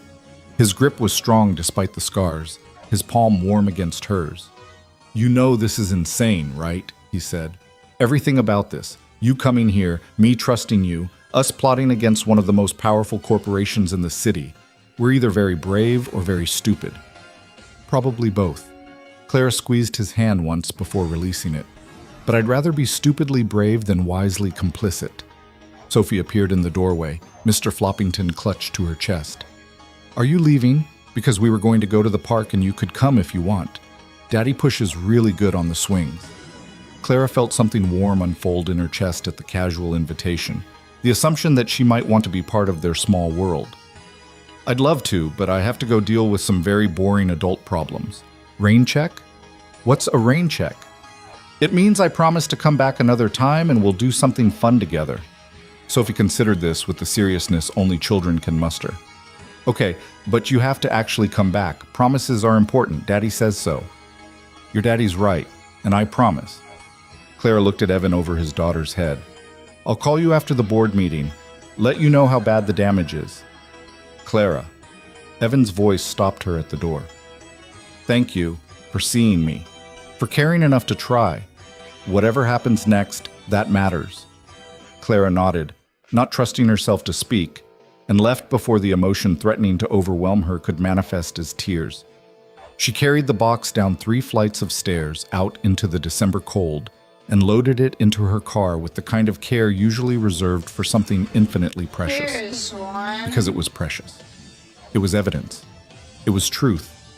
It was ammunition. And Clara Vaughn was about to go to war. The drive back across the city felt different this time. The gleaming towers didn't look quite as impressive. The geometric perfection of her world didn't seem quite as desirable.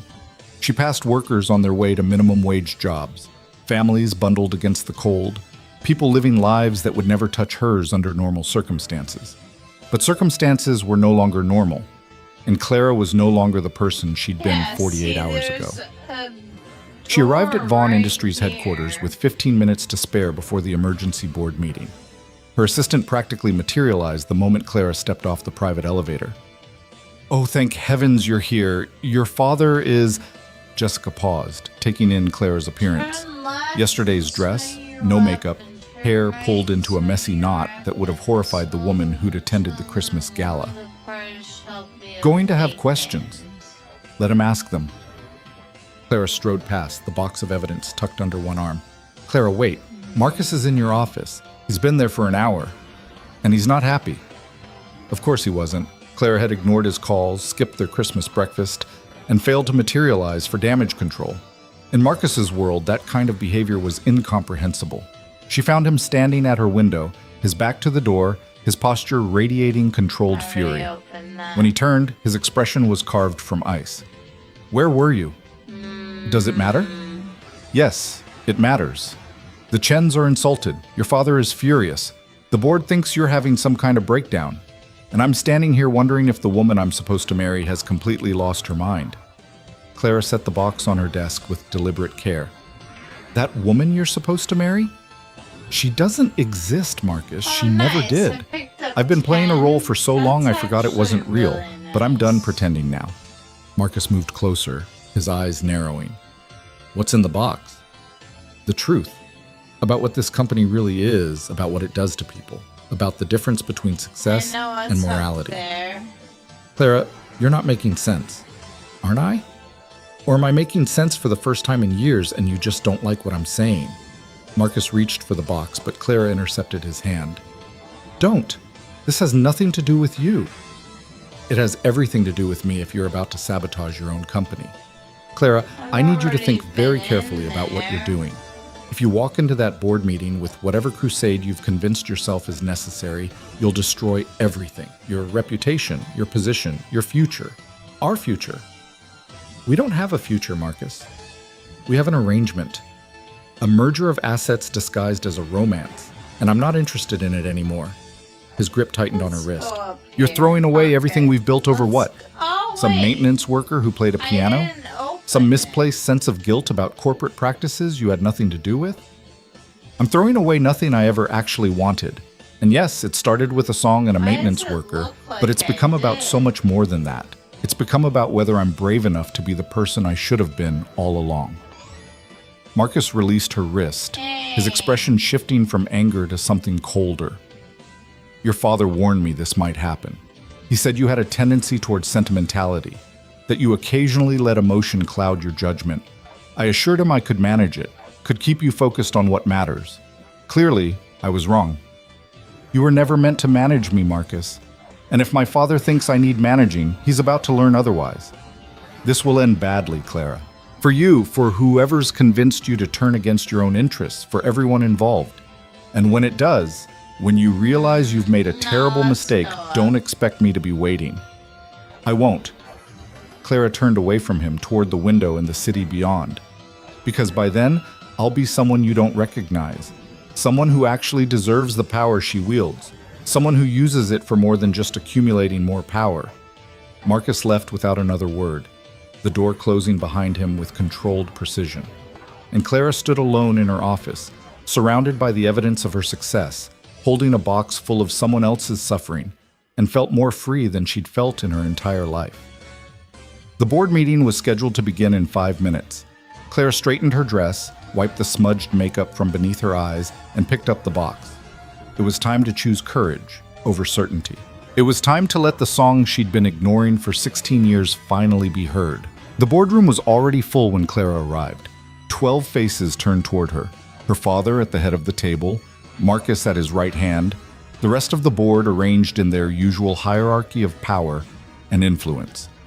The Chen family occupied the far end, Mr. Chen's expression carefully neutral, while his wife's eyes held barely concealed hostility. Clara set the box on the table in front of her usual seat and remained standing. Clara. Her father's voice carried the particular edge he used when disappointed. How gracious of you to join us. Perhaps you'd like to explain your absence from this morning's breakfast, or the 17 unreturned phone calls, or why you look like you slept in your clothes. I didn't sleep at all, actually. I've been doing research. Research? Richard Vaughn's fingers drummed once against the polished mahogany. On Christmas morning, how dedicated. Though I notice you chose research over honoring a commitment to our business partners and your family. Clara met her father's eyes without flinching. I discovered something last night that required immediate attention. Something that couldn't wait for social niceties or business obligations. And what, pray tell, was so urgent that it justified insulting the Chen family? Mrs. Chen's voice was sharp, her accent making the words cut deeper. We came here in good faith, ready to finalize a partnership worth hundreds of millions. Instead, we were treated to empty seats and excuses. I apologize for any disrespect, Mrs. Chen. That wasn't my intention. Clara pulled the first document from the box, the photograph of the Paramount Theater accident. But I discovered something about your son Daniel that I thought you should know. Something that's been hidden for 16 years. The temperature in the room seemed to drop 10 degrees. Mr. Chen leaned forward, his expression shifting from annoyance to something sharper. What are you talking about? The song Daniel wrote for me. The composition that became the cornerstone of his musical legacy. The piece your foundation has built scholarships around. He didn't write it. The silence that followed was absolute. Clara could see her father's hands tighten on the table, could feel Marcus's glare burning into the side of her face, but she kept her eyes on the Chens, watching understanding dawn slowly across their features. That's impossible, Mr. Chen said finally. Daniel's work was authenticated by Juilliard's composition faculty. We have the original manuscript in his handwriting. You have a manuscript he copied from someone else's work, someone he convinced to let him take credit because that person believed he had no other choice. Clara pulled out the next document, one of Evan's original composition notebooks. Its pages yellowed with age, but the musical notation still clear. The actual composer was a piano student named Evan Brooks. He wrote the melody, developed it, finished it. Daniel took it and claimed it as his own. "This is absurd!" Mrs. Chen stood abruptly, her chair scraping against the floor. "You dare to defame our son's memory with lies from some nobody trying to steal credit? Our Daniel was brilliant. He was talented. He would never—" "He did." Clara's voice was gentle but unyielding. "I know this is painful. I know you've built Daniel's legacy on the belief that he was everything you thought he was. But the truth is that he was human and flawed, and he made a choice that hurt someone who couldn't fight back. And I can't continue to honor that choice by staying silent." Richard Vaughn rose slowly, his face carefully controlled but his eyes blazing. "Clara, you will stop talking. Now. This is neither the time nor the place for whatever personal crisis you're experiencing. No, Father, this is exactly the time and exactly the place. Because the Chens deserve to know the truth about their son, and this board deserves to know what kind of company they've been complicit in building." She pulled out the Paramount Theater accident photo, set it on the table where everyone could see it. The image was devastating, the destruction, the blood, the visible evidence of catastrophic failure. 7 years ago, a platform collapsed at the Paramount Theater. 4 workers were seriously injured. One of them was Evan Brooks, the same man who wrote Daniel's song. The accident was caused by 17 separate safety violations, all documented by OSHA, all known to building management before the incident occurred. Clara's voice remained steady despite the trembling in her hands. Building management was a Vaughn Industries subsidiary. We knew about the problems. We chose to ignore them because fixing them would have cost money and delayed opening night. And when the platform collapsed and destroyed people's lives, we paid them just enough to ensure their silence and went back to business as usual. That accident was thoroughly investigated, one of the board members cut in. Gerald Morrison, who'd been with the company for 30 years. All appropriate settlements were made. The matter was resolved. The matter was buried. There's a difference. Clara pulled out the medical records, the witness statements, the evidence of institutional neglect. Evan Brooks lost his career because our company prioritized profits over safety. He lost his ability to play piano professionally, lost his livelihood, lost everything he'd worked his entire life to build. And we gave him $60,000 and a legal agreement that prevented him from ever talking about it. "Business decisions sometimes have unfortunate consequences," her father said, his voice cold. "That's the nature of enterprise, Clara. We can't be held responsible for every accident that occurs in properties we own. We can when we knew about the hazards and chose not to address them. We can when we valued our bottom line over human lives. We can when we systematically silenced the victims to protect our reputation." Clara turned to face the full board. How many other Evan Brooks are out there? How many other people has this company hurt and then paid to stay quiet? How many safety violations are we currently aware of and choosing to ignore because addressing them would impact our profit margins? "Enough!" Richard's fist hit the table, the sound like a gunshot in the silent room. "Clara, you are out of line. Whatever information you think you've uncovered, whatever crusade you believe you're on, this is not the forum for it. These accusations are serious, potentially actionable, and completely inappropriate. Then let's make it appropriate. Let's call an independent audit of all our safety practices. Let's review every settlement we've made in the past decade and ensure they were fair and ethical. Let's prove that Vaughn Industries values integrity as much as it values profit." Clara's voice rose, passion breaking through her careful control. "Or we can admit that we've built an empire on the backs of people we've systematically exploited and had the power to silence." Mrs. Chen had remained standing, her face pale.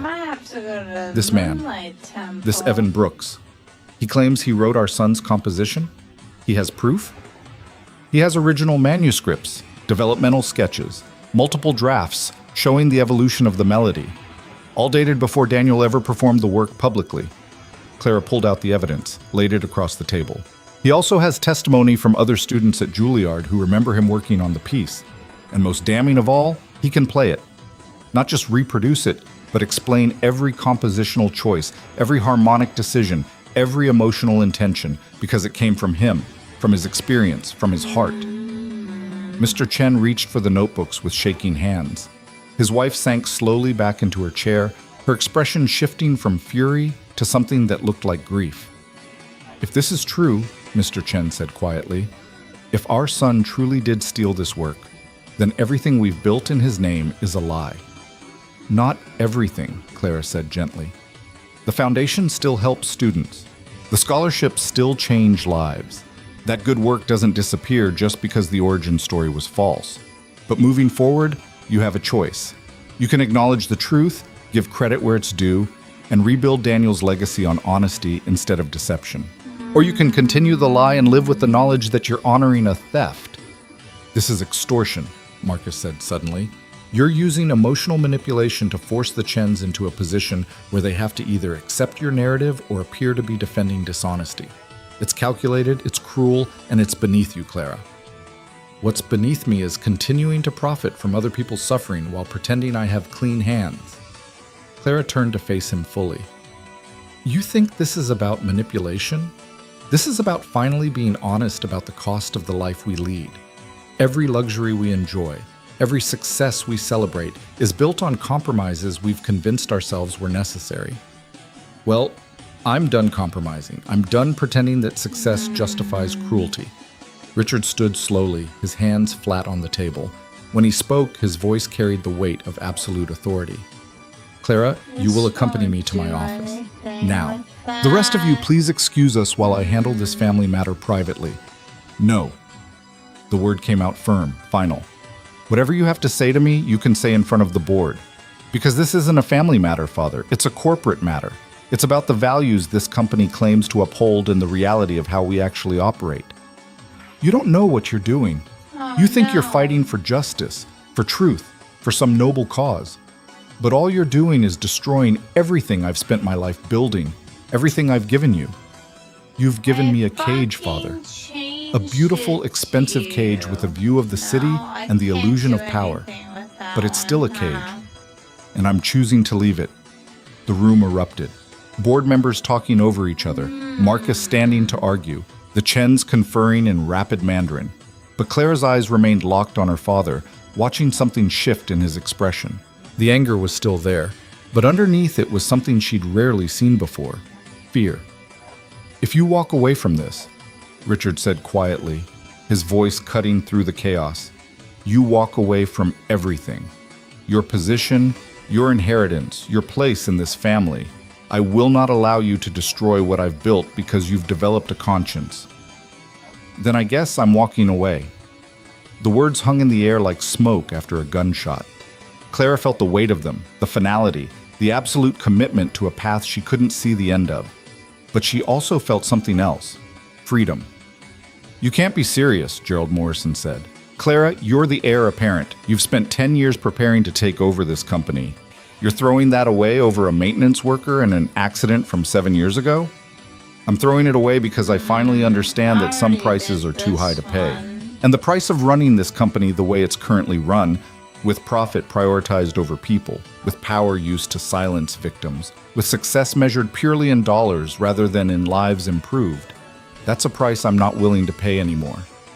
Mrs. Chen spoke up suddenly, her voice trembling. "This man, Evan Brooks, we would like to meet him, to hear his story ourselves, to understand what our son did." Clara nodded. "I can arrange that, but only if Evan agrees. He's under no obligation to perform his trauma for anyone's benefit." "We wouldn't ask him to, we just—" Mrs. Chen's composure cracked, tears spilling down her cheeks.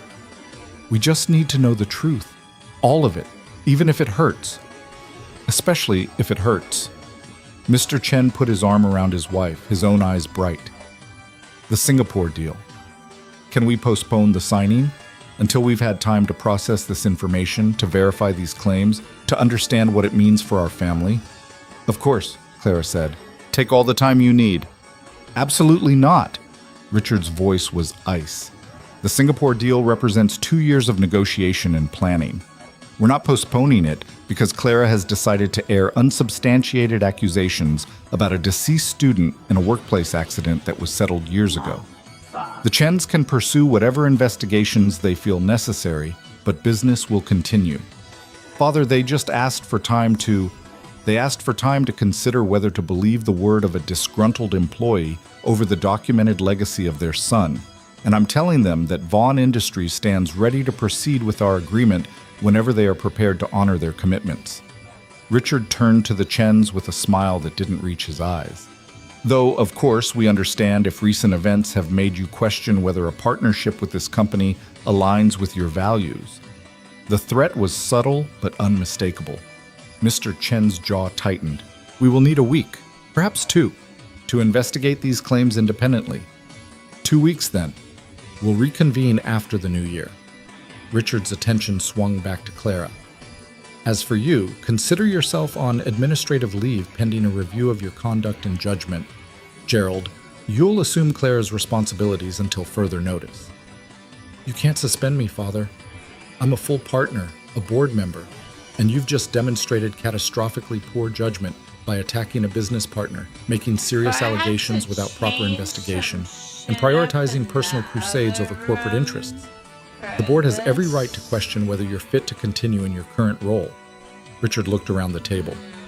All in favor of placing Clara Vaughn on administrative leave? Hands rose slowly. Marcus first, then Gerald, then the others who'd spent their careers learning to align with power rather than principle. Only 2 board members abstained.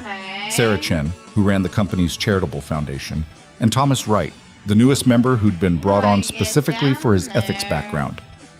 Motion carries. Richard's voice was final.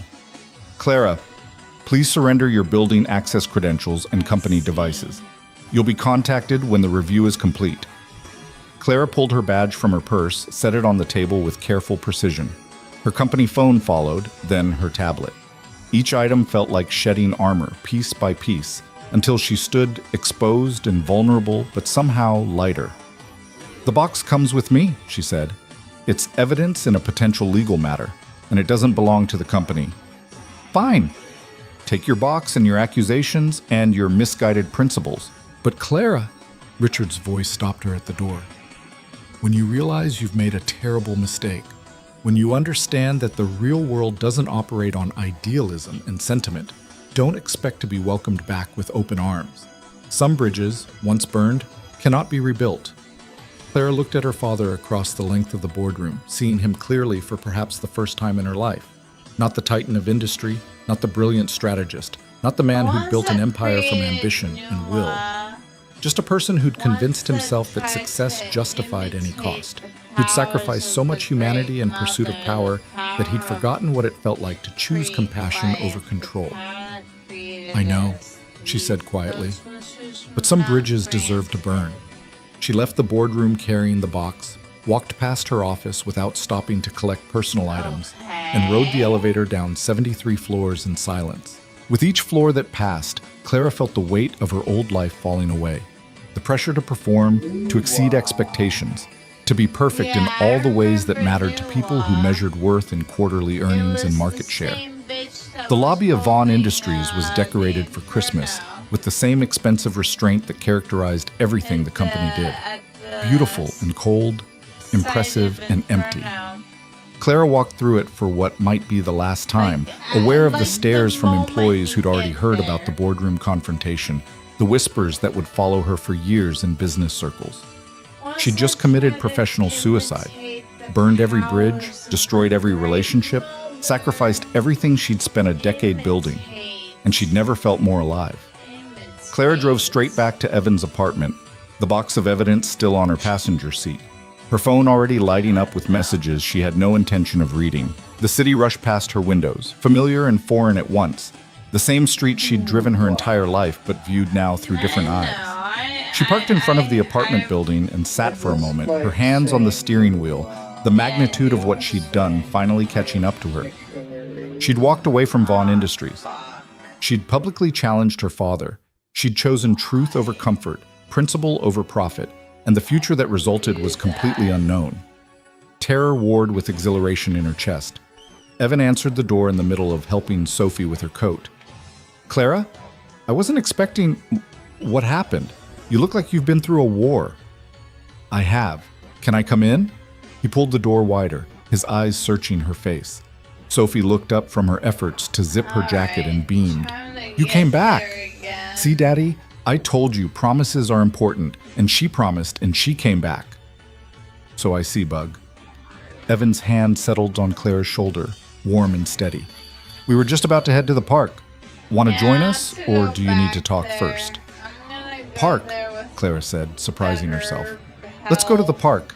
I've spent the entire morning in corporate warfare. I could use some swings and fresh air. The park was small, squeezed between apartment buildings and a corner store, but it was full of life. Children shrieked with joy on the playground equipment, while parents watched from benches, their breath misting in the December air. Someone had strung Christmas lights through the bare trees, and they twinkled in the afternoon light like small promises that beauty could exist anywhere. Sophie made a beeline for the swings, leaving Clara and Evan to follow at a slower pace. So, Evan said quietly, are you going to tell me what happened, or are we pretending everything's fine? I quit, or was suspended, or possibly fired, depending on how the board decides to frame it. Clara watched Sophie climb onto a swing, her small face determined. I confronted my father about the Paramount Theater accident in front of the entire board, and I told the Chen family that their son stole your song. Evan stopped walking. You did what? I showed them the evidence, your notebooks, the medical records, the witness statements, all of it. And then I told them they could either acknowledge the truth or continue living a lie. Clara turned to face him. I probably should have consulted you first. I probably should have built a better strategy, been more careful about timing and presentation. But I was so angry, Evan, so tired of watching everyone protect comfortable lies because the truth was inconvenient. Clara, his voice was hollow. Do you understand what you've done? The Chens are one of the most powerful families in Asia. If they decide to retaliate, if they use their influence to spread the story about Daniel and the song, your reputation will be destroyed. And mine, I'll be painted as some opportunist trying to steal credit from a dead composer. I know it could all blow up in our faces, but I couldn't keep pretending. I couldn't sit in that boardroom and watch everyone choose profit over truth one more time. Clara moved closer, her hand finding his. I'm sorry I didn't ask your permission first. Your story is yours to tell or not tell. I shouldn't have made that choice for you. Evan's hand tightened around hers. You really walked away from everything. Your position, your family, your entire life. Why? Because staying would have meant becoming someone I couldn't live with. And because... Clara hesitated, then pushed forward. Because you deserve to have someone fight for you. You've spent 16 years being invisible, letting powerful people take credit for your work and blame you for their negligence. Someone needed to stand up and say that wasn't acceptable. And I guess I decided that someone should be me. Even if it costs you everything? Especially then. Otherwise, what's the point of having power if you're too afraid to use it for something that actually matters? Sophie's voice carried across the playground. Daddy, push me high enough to touch the clouds. Evan squeezed Clara's hand once more, then released it to jog over to his daughter. Clara watched him push Sophie on the swing, watched the little girl's delighted laughter as she soared higher, watched the way Evan's entire face transformed when he smiled at his child. This was what she'd chosen. Not revenge, not vindication, not even justice exactly. Just the simple act of refusing to value profit over people, of choosing to see someone who'd been invisible, of deciding that truth mattered more than comfort. Her phone buzzed insistently. Clara pulled it out to find a text from Jennifer, her attorney. What the hell did you do? Your father's lawyers are already calling about potential breach of fiduciary duty. Call me ASAP. Another text followed immediately after, this time from Sarah Chen, the board member who'd abstained from voting for Clara's suspension. That took guts. Probably insane guts, but guts nonetheless. Coffee tomorrow? And then, unexpectedly, a message from an unknown number. Ms. Vaughn, this is Thomas Chen. My parents would like to meet with Evan Brooks at his earliest convenience. No lawyers, no pressure, just conversation. Would you facilitate an introduction? Clara stared at the message, hope and fear warring in her chest. This could go so many ways. The Chens could be planning to discredit Evan, to protect their son's legacy at any cost. Or they could genuinely want the truth, want to understand what had really happened. Everything okay? Evan had returned from pushing Sophie, who'd moved on to the monkey bars with the fearless determination of 5-year-olds everywhere. Clara showed him the message. The Chens want to meet you. What do you think? Evan read it twice, his expression unreadable. I think I'm terrified. I think this could be a trap. I think even if it's genuine, dredging up 16-year-old pain for their benefit seems masochistic at best. So is that a no? It's a, I need to think about it. Maybe talk to a lawyer. Definitely figure out what I'd even say if I agreed. Evan handed back her phone. But Clara, whatever happens with the Chens, you need to protect yourself. Your father is going to come after you hard. He's not going to accept losing control of you or the company without a fight. I know, but I've got Jennifer working on a legal strategy, and I have enough dirt on Vaughn Industries practices to ensure mutually assured destruction if father pushes too hard. Clara managed to smile. It's amazing how much leverage you have when you're willing to lose everything. They stood together in the winter afternoon, watching Sophie play with the unselfconscious joy only children possess, and Clara felt the future spreading out before her, uncertain, terrifying, and somehow full of more possibility than her carefully planned corporate trajectory had ever offered. What will you do? Evan asked quietly.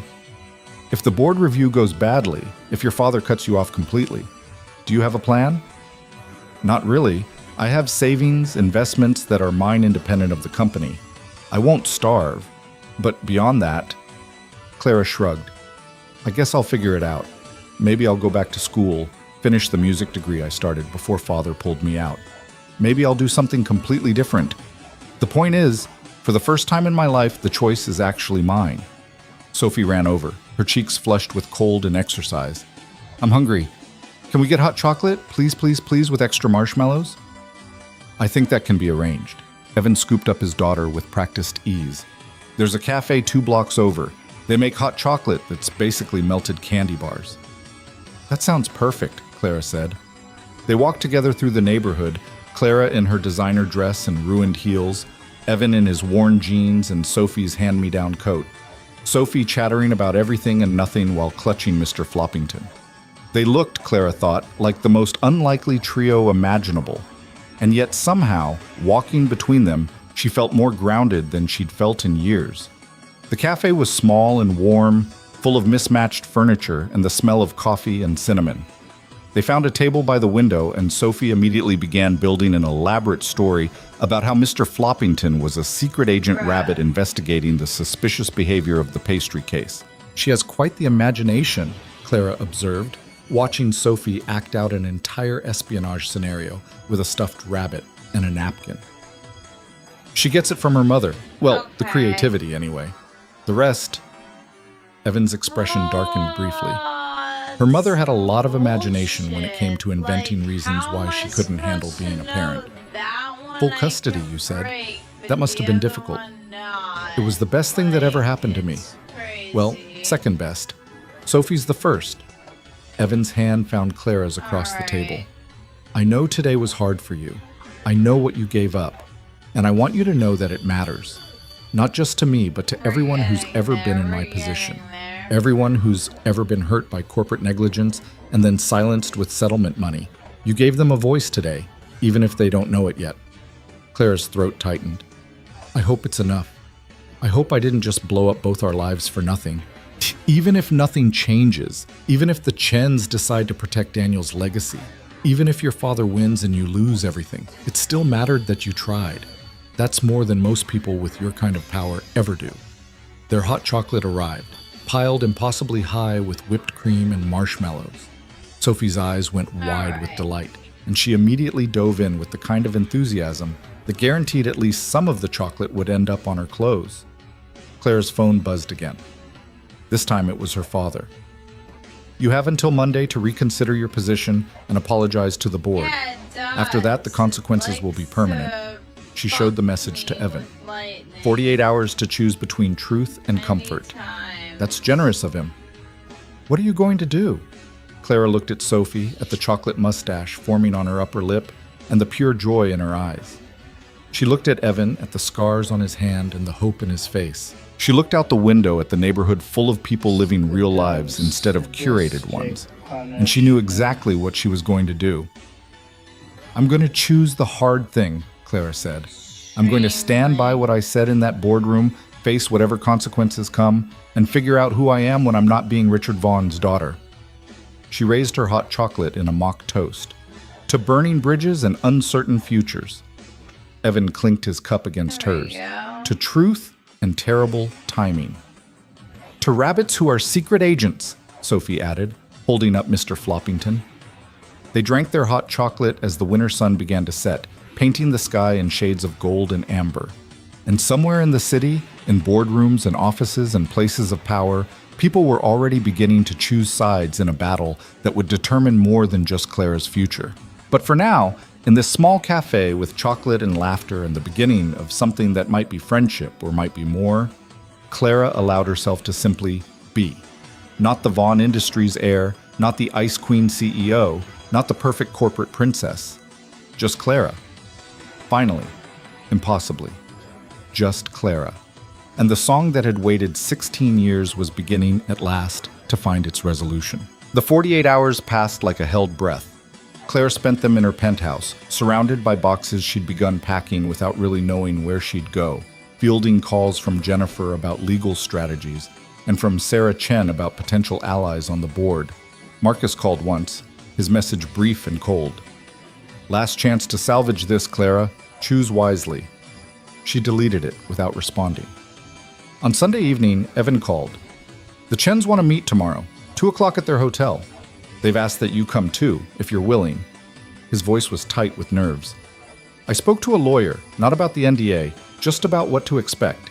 He said to be honest, don't volunteer information they don't ask for, and remember I'm under no obligation to perform my trauma for their closure.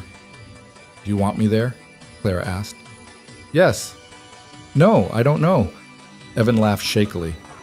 I keep thinking about all the ways this could go wrong, but I also keep thinking about what you said in the cafe, about choosing the hard thing. So yeah, I want you there.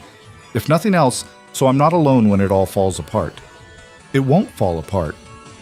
You don't know that. No, Clara admitted, but I'm choosing to believe it anyway. That's what hope is, right? Choosing to believe in something better even when all the evidence suggests otherwise. The Chen family had taken over an entire floor of the Mandarin Oriental, the kind of understated luxury that spoke of wealth so vast it didn't need to announce itself. Clara and Evan were escorted to a private sitting room where Thomas Chen waited alone, his parents conspicuously absent. Thank you for coming, Thomas said, shaking Evan's hand with careful formality. My parents wanted me to speak with you first, to hear your story without the weight of their grief making it harder for everyone involved. Evan's hand tightened briefly on Clara's before he moved to sit in the chair Thomas indicated. Clara took a seat slightly behind him, close enough to offer support, but far enough to make clear this was Evan's story to tell. I don't know what Clara told you, Evan began, his voice steadier than Clara had expected. But I want to be clear about something from the start. I'm not here to destroy your brother's memory. I'm not looking for money or recognition or revenge. I just want the truth to be known. That's all I've ever wanted. Thomas nodded slowly.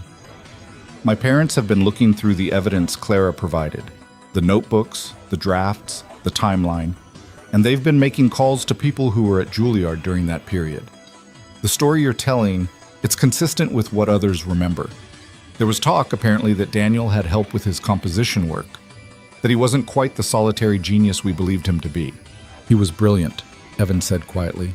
I want you to know that.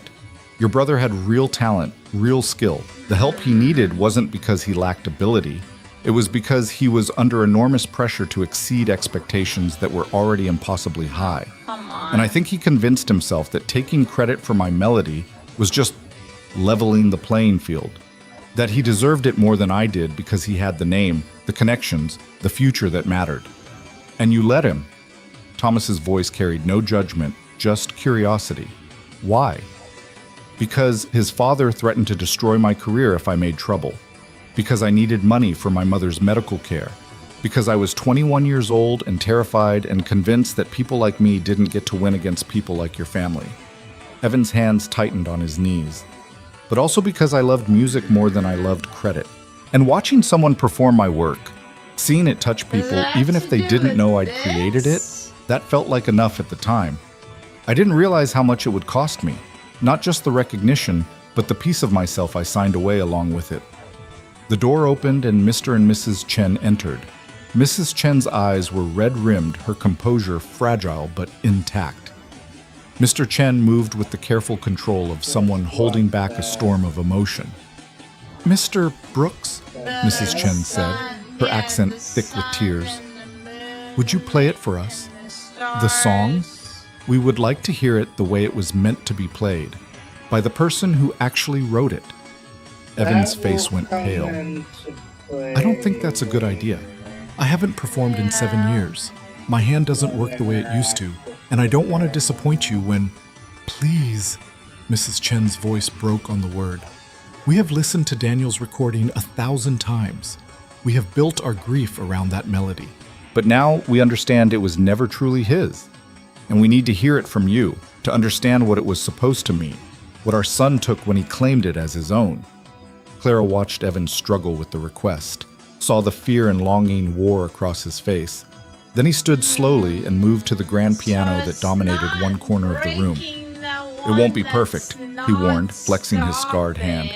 "The damage limits what I can do, but I'll give you what I can." He sat at the piano bench, his posture that of someone approaching something sacred and terrifying. His hands hovered over the keys for a long moment, and Claire could see them trembling. Then he began to play. The opening phrase was hesitant, slightly uneven where his damaged fingers struggled with the transitions. But the melody, the pure, heartbreaking melody that had haunted Clara for 16 years, emerged intact. And as Evan played, as he fell into the music that had once been as natural as breathing, something shifted in his bearing. The fear fell away, replaced by a kind of fierce concentration that transformed his entire presence. This was Evan, as he'd been meant to be. Not maintenance staff, not invisible, not broken by circumstance and corporate negligence. This was Evan as an artist, as a creator, as someone whose soul spoke through sound in ways words could never capture. The melody built and evolved, moving through the sections Daniel had performed, and then continuing into territory Clara had never heard before. The completion Evan had played at the Christmas party, yes, but also further still, new developments that spoke of 16 years of silent composition, of melodies worked out in stolen moments and private grief. Mrs. Chen began to cry, quiet tears that she didn't bother to wipe away. Mr. Chen's hand found hers, and they stood together listening to a song that was both familiar and utterly new. When the final note faded, the silence that followed felt sacred. "That," Mrs. Chen whispered, "is not the song our son played. The notes are the same, but the soul of it, the pain and the beauty and the longing, that is all yours, Mr. Brooks. All yours." Evan's shoulders shook slightly. He kept his face turned toward the piano, his scarred hand resting on the keys. "I wrote it for a girl in a library who looked like she was drowning under the weight of other people's expectations. I didn't know her name, didn't know anything about her except that she was beautiful and sad, and completely alone despite being surrounded by people. And I wanted to give her something that said, 'I see you, your pain matters, you matter.' But I was too afraid to actually talk to her, so I wrote her a song instead." Clara felt her own eyes fill. She'd known the story, had heard Evan tell it before, but hearing him say it here in front of the Chens, while the melody still echoed in the air, it hit differently. It felt like a confession and an absolution all at once. Thomas Chen spoke up quietly. "The foundation, the scholarships we've funded in Daniel's name. What should we do with them?" "Keep them," Evan said immediately, turning to face the family. "Please. They're helping real students, making real differences in real lives. Don't destroy that good work because the origin story was flawed. Just maybe expand the mission. Maybe make it about honoring the truth as well as talent. Maybe use it to help students who don't have connections or family names, who need someone to see them and believe they're worth investing in." Mr. Chen moved to the piano, his hand resting on the polished wood. "We have a proposition for you, Mr. Brooks. We would like to commission you to complete and record the song properly. We will credit you as the sole composer, issue a public statement acknowledging the truth about Daniel's role, and use the recording as the cornerstone of a restructured foundation, one that honors authenticity and supports overlooked talent." "I can't," Evan said, his voice hollow.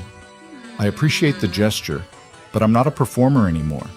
I can barely make it through one performance without my hand cramping. A full recording session would be impossible." "Then we'll work around the limitations. Short sessions, multiple takes, whatever you need. We have resources, Mr. Brooks. Let us use them to help you share what you created." Mrs. Chen moved closer, her expression earnest. "Our son took something from you, something precious. We cannot give back the 16 years you lost or the career that was stolen, but we can help you reclaim your voice, if you'll let us." Clara watched Evan process the offer, saw hope and fear and disbelief chase across his face. This was what justice looked like. Not perfect, not erasing the harm, but acknowledging it and trying to build something better from the ruins. "There's a condition," Clara said, speaking up for the first time. "Evan's not the only person Vaughn Industries has harmed. There were 3 other workers injured in the Paramount Theater accident: Tommy, Maria, and Carlos. They all signed settlements that were inadequate and restrictive. If we're talking about making things right, we need to address all of it." Mr. Chen turned to her with sharp attention. "You're suggesting we expand our scope beyond just the plagiarism issue." "I'm suggesting that if we're going to tear down comfortable lies and rebuild on truth, we might as well be thorough about it." Clara pulled out her phone, brought up the research she'd compiled over the past few days. "I've been documenting every settlement Vaughn Industries has made in the past decade that included restrictive NDAs and questionable compensation. There are 37 cases. 37 people who were hurt by corporate negligence and then silenced with just enough money to ensure they couldn't fight back." "Clara," Evan said warningly, "that's your family's company.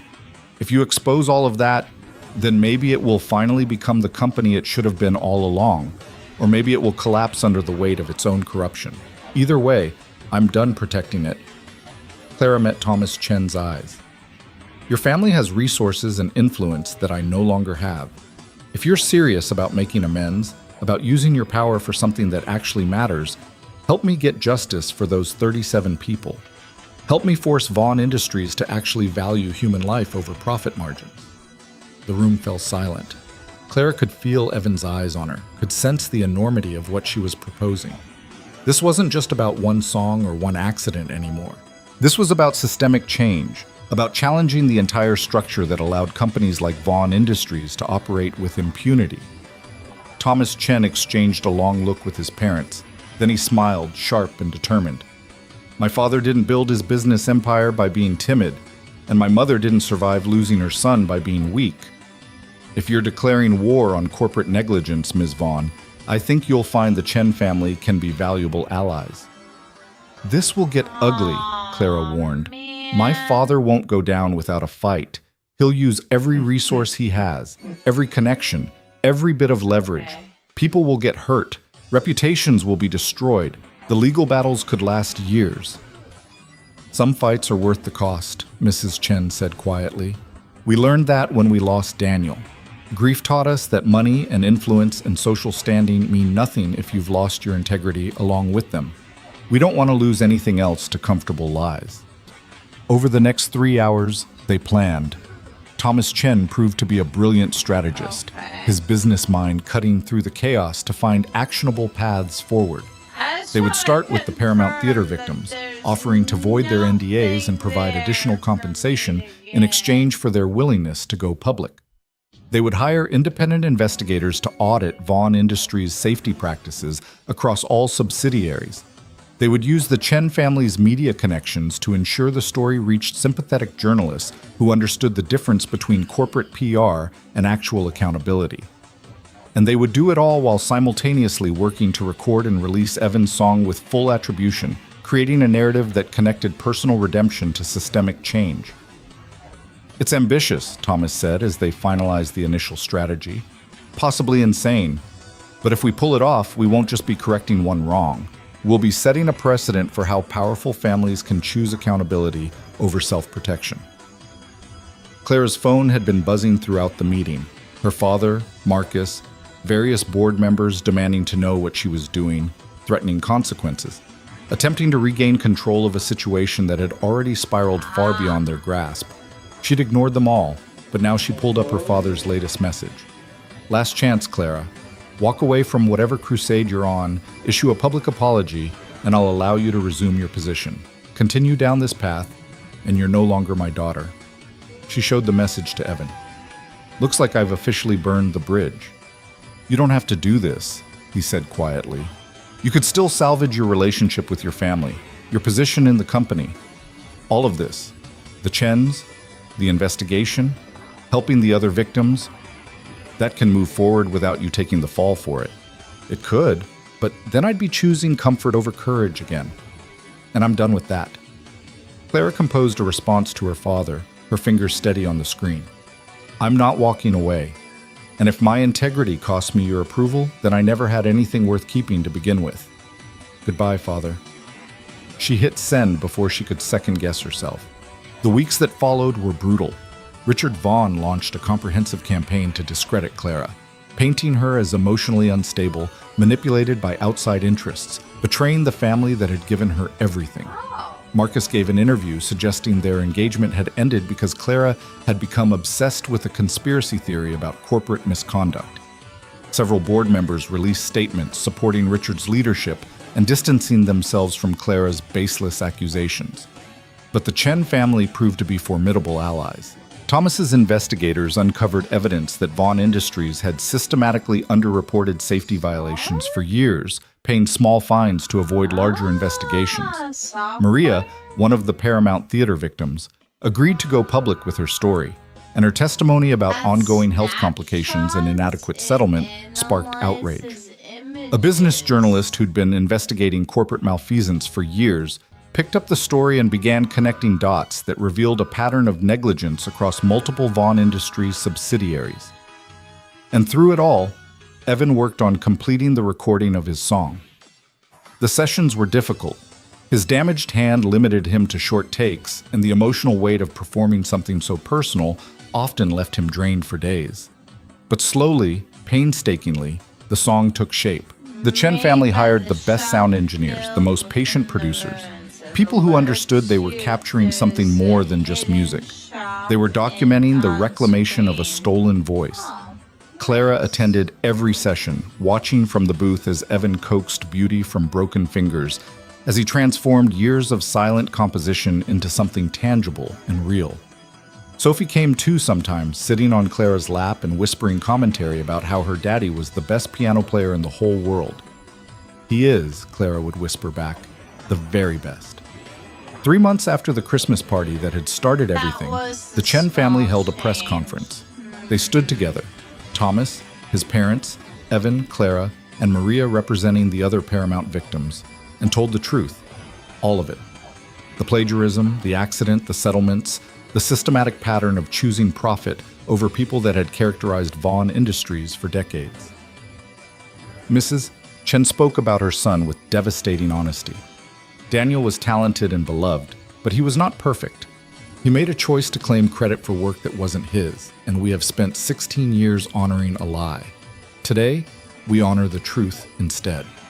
And we commit our foundation's resources to supporting artists and workers who have been overlooked, silenced, or exploited by systems that value power over integrity. Mr. Chen announced a $50 million fund to compensate Vaughn Industries victims and support safety reform across the industry. Money cannot undo harm, he said, but it can be used to build something better, to ensure that what happened to these people doesn't happen to others. Evan spoke last, his voice quiet but steady. For 16 years, I believed I deserved to be invisible, that my voice didn't matter, that my truth wasn't worth fighting for. But Clara Vaughn taught me something important. That choosing silence isn't the same as choosing peace, and that sometimes the bravest thing we can do is simply refuse to stay quiet about injustice, even when speaking up costs us everything. The response was overwhelming. Some business leaders condemned the Chens for betraying corporate interests, and Clara for weaponizing family dysfunction. But far more people saw the story for what it was, an example of choosing accountability over self-protection, of using power to elevate voices instead of silencing them. Vaughn Industries' stock price dropped 17% in a week. 3 board members resigned. The SEC announced an investigation into safety practices and settlement procedures. And Richard Vaughn, faced with the possibility of criminal charges, agreed to step down as CEO in exchange for immunity from prosecution. Clara watched her father's empire crumble from the outside, feeling neither triumph nor regret.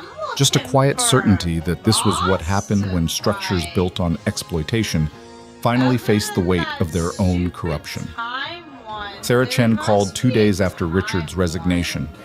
The board wants to offer you the CEO position, clean slate, new leadership, a chance to rebuild the company around actual values instead of just quarterly earnings. What do you say? Clara stood at the window of her new apartment, smaller than her penthouse, in a neighborhood that actually felt lived in rather than curated, and thought about the offer. She could return to Vaughn Industries, could take control of the empire her father had built and transform it into something worth leading, could prove that she was capable of wielding power responsibly. I appreciate the offer, Clara said finally, but no. Vaughn Industries needs leadership that isn't carrying the weight of the family name. Someone who can make decisions without constantly fighting against decades of toxic culture. That's not me. That will never be me. So what will you do? Clara looked across the room to where Evan sat helping Sophie with her homework, his scarred hand guiding hers across the page, his voice patient and warm. I'm going to figure out who I am when I'm not defined by my father's expectations, and I'm going to help Evan do the same. The song was released 6 weeks later. The Chen Foundation published it with full documentation of its history. Evan's original notebooks, Daniel's copied manuscript, the story of plagiarism and redemption. Music critics called it haunting, beautiful, a meditation on loneliness and hope that felt both timeless and urgently relevant. But it was the video that accompanied the release that truly captured people's attention. Evan at the piano, his damaged hand visible as he played, Sophie sitting beside him on the bench listening with complete trust, and Clara in the background, watching with an expression that spoke of more than professional interest, more than distant support. The video ended with Evan playing the song's final phrase, the completion he'd written over 16 years of silence, and then turning to smile at Sophie, at Clara, at the life he'd built from the ruins of what he'd lost. That's what hope looks like, one reviewer wrote. Not the absence of pain, but the choice to create beauty despite it. To build something true from something broken. To believe that tomorrow might be better than today, even when all evidence suggests otherwise. A year after the Christmas party, Clara stood in a small community center in the neighborhood where Evan lived. The Chen Foundation had funded its renovation, transforming it into a music education facility for students who couldn't afford traditional lessons. Evan had been hired as the director, not because of his name or connections, but because he understood what it meant to need someone to believe in your potential when no one else did. The center was hosting its first recital, and the room was packed with families who'd never had access to this kind of opportunity before. Children who'd discovered they had musical talent, adults who'd always wanted to learn but never had the chance, people for whom music had been a luxury they couldn't afford. Evan took the stage to introduce the evening, Sophie sitting in the front row with Mr. Floppington on her lap.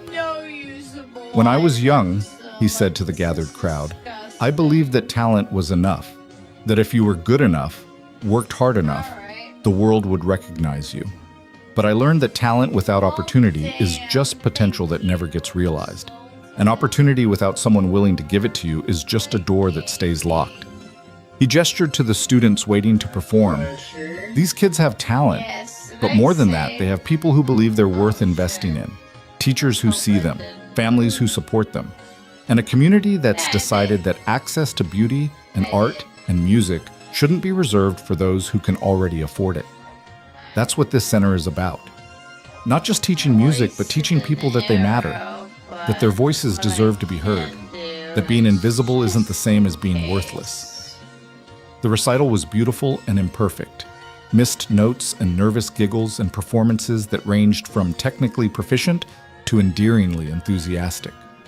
But the joy in it was undeniable. The pure, uncomplicated happiness of people discovering they could create something beautiful. Afterward, as families mingled and students showed off their new skills, Thomas Chen approached Clara. My parents want to expand the foundation's work, not just music education, but comprehensive support for workers' rights, corporate accountability, ethical business practices. They're calling it the Daniel Chen Memorial Foundation for Truth and Justice. He smiled wryly. Bit on the nose, but they're committed to making our family name mean something better than it used to. That's ambitious, Clara said. So was taking on your father's empire. And you managed that. Thomas handed her a folder. We'd like to offer you a position, Director of Corporate Accountability. You'd oversee investigations, work with victims of corporate negligence, use everything you learned about how these systems operate to help tear down the ones that need tearing down, and reform the ones that can be saved. Clara opened the folder, scanned the job description and salary. Far less than she'd made at Vaughn Industries, but enough to live comfortably and do work that actually mattered. Can I think about it? Take all the time you need. But Clara, Thomas's expression grew serious. What you did was extraordinary. You gave up everything to stand up for what was right. That kind of courage shouldn't be wasted. We need people like you in positions where they can affect real change. Otherwise, the Richard Vaughns of the world will just keep winning. She found Evan later, after most of the crowd had dispersed. He was sitting at the piano, playing softly, while Sophie dozed against his shoulder, exhausted from the excitement of the evening. That went well, Clara said, settling onto the bench beside them. Better than I'd hoped. Did you see Maria's daughter perform? She's only been studying for 3 months and she's already showing real promise. Evan's voice was warm with pride. This is what it's supposed to feel like, teaching, creating, watching people discover what they're capable of. I'd forgotten. The Chens offered me a job, Corporate Accountability Director. Are you going to take it? I don't know yet. Part of me wants to. Wants to keep fighting, keep tearing down corrupt systems, keep making sure what happened to you doesn't happen to anyone else. Clara leaned her head against his shoulder, careful not to disturb Sophie. But another part of me is just tired.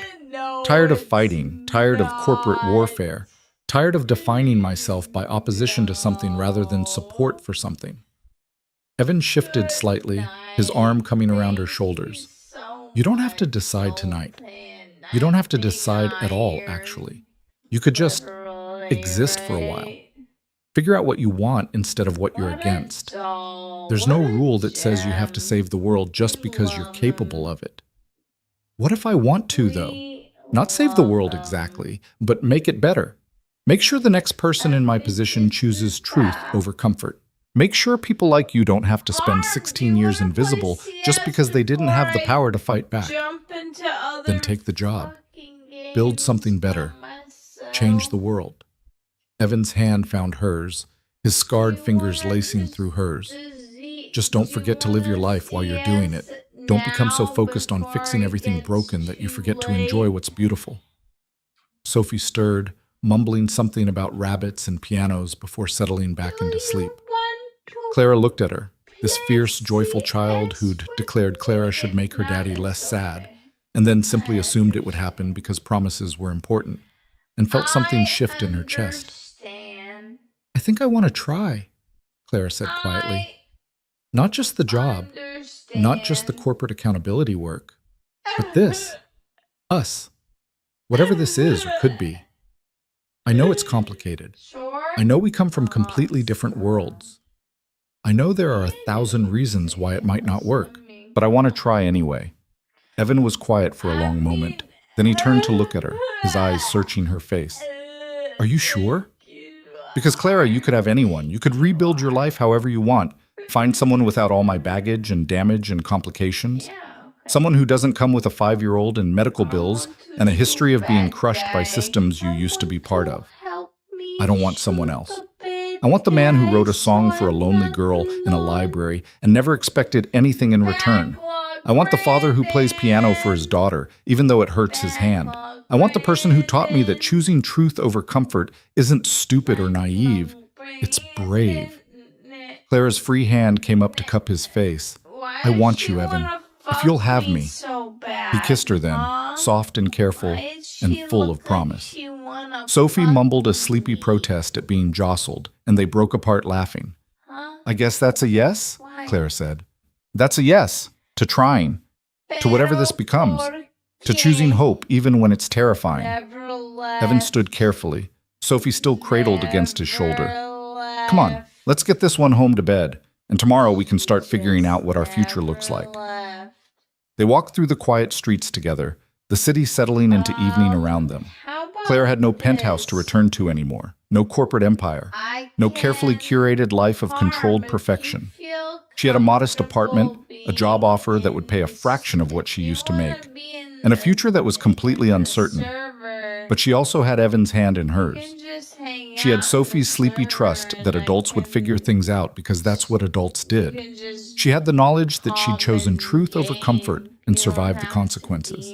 She had a song that had finally found its way home. And somehow, impossibly, that felt like more than enough. 6 months later, Clara stood backstage at a concert hall. Not the Paramount, never the Paramount, but a smaller venue that specialized in contemporary classical music. Evan was about to perform his song live for the first time since the recording's release. The Chen Foundation had organized the concert as a fundraiser, and every seat was sold out. Sophie sat beside Clara, wearing a dress she'd insisted on choosing herself, which meant it was purple with sparkles and completely impractical. Mr. Floppington occupied the seat beside her, also dressed for the occasion in a tiny bow tie. Is Daddy nervous? Sophie whispered. Probably, but he's brave, remember? He can fight anything. Even dragons? Especially dragons. The lights dimmed, the crowd fell silent, and Evan walked onto the stage, his scarred hand visible to everyone, his posture that of someone who'd stopped hiding and started healing. He sat at the piano without preamble and began to play. The melody that had waited 16 years to be properly heard filled the concert hall. Every note that Clara had first heard at the Christmas party, every phrase that had haunted her through the revelation and the battle and the transformation that followed. But this time, Evan played it without hesitation, without fear, without the weight of invisibility crushing his confidence. This was the song as it was meant to be. Not stolen, not silenced, not diminished by comfortable lies. Just true. Painfully, beautifully true. Clara felt tears slide down her cheeks as Evan reached the completion, the section he'd written over 16 years of silence, the musical expression of everything he'd lost and everything he'd somehow managed to keep despite it all. The melody spoke of grief and hope, of being broken and choosing to rebuild, of believing that tomorrow could be better even when today was almost unbearable. When the final note faded, the silence lasted for 3 full heartbeats. Then the applause started, thunderous, overwhelming, the kind of recognition that Evan had deserved 16 years ago and was finally, impossibly receiving now. He stood and bowed, his eyes finding Clara and Sophie in the wings. The smile on his face was radiant, transformative, the expression of someone who'd reclaimed not just his voice, but his entire sense of self-worth. Clara thought about the woman she'd been a year ago, the Ice Queen CEO who'd built her life on control and careful calculation, who'd measured success in quarterly earnings and never questioned the cost of her comfort. That woman was gone, transformed by a single song into someone who understood that true power wasn't about controlling others. It was about choosing to use whatever influence you had to elevate voices instead of silencing them. She'd lost her family, her company, her carefully constructed future. But she'd gained something infinitely more valuable, the ability to look at herself in the mirror and recognize the person looking back. After the concert, they celebrated at a small restaurant near the community center. The Chen family joined them, along with Maria and several other Paramount Theater victims who'd become part of their extended chosen family. Sophie fell asleep at the table again, this time with her head on Clara's lap, Mr. Floppington clutched to her chest. She's decided you're permanent, Evan said softly, watching his daughter sleep. Fair warning. Good, because I've decided the same thing about both of you. Thomas Chen raised his glass. To new beginnings. To choosing truth over comfort. To songs that refuse to be silenced. They all drank to that. to redemption and second chances, to the courage it took to tear down corrupt systems and the patience it took to build better ones, to the understanding that justice wasn't a destination, but a continuous choice to value people over profit, integrity over convenience, truth over comfortable lies. And later, when Clara and Evan walked home through the city streets with Sophie sleeping between them, Clara realized that this was what happiness felt like. Not the absence of difficulty or struggle, not the achievement of perfect security or flawless success, just the quiet certainty that she was exactly where she was supposed to be, with exactly the people she was meant to be with, living exactly the kind of life worth living. The song that had waited 16 years had finally found its resolution, not in a single moment of triumph, not in revenge or vindication, but in the slow, patient work of rebuilding what had been broken, in choosing to create beauty despite pain, in believing that tomorrow could be better than today, and then doing the hard work to make that belief reality. And as they climbed the 3 flights of stairs to the apartment that had become home, Clara hummed the melody softly. Evan's melody, finally credited properly, finally heard the way it was meant to be heard. Sophie stirred sleepily. "That's Daddy's song, the one he wrote for you before he knew you." "It is," Clara agreed, unlocking the door and carrying the little girl inside. "It's a good song," Sophie mumbled, already drifting back to sleep. "It sounds like love." Evan met Clara's eyes over his daughter's head, and the smile they shared spoke of everything they'd survived and everything they'd built and everything they still had to look forward to. "Yeah," Evan said softly. "It does. It really does." And in that small apartment filled with secondhand furniture and homemade art, and the evidence of lives being lived with intention and joy, the song that had waited 16 years to be properly heard finally, truly came home.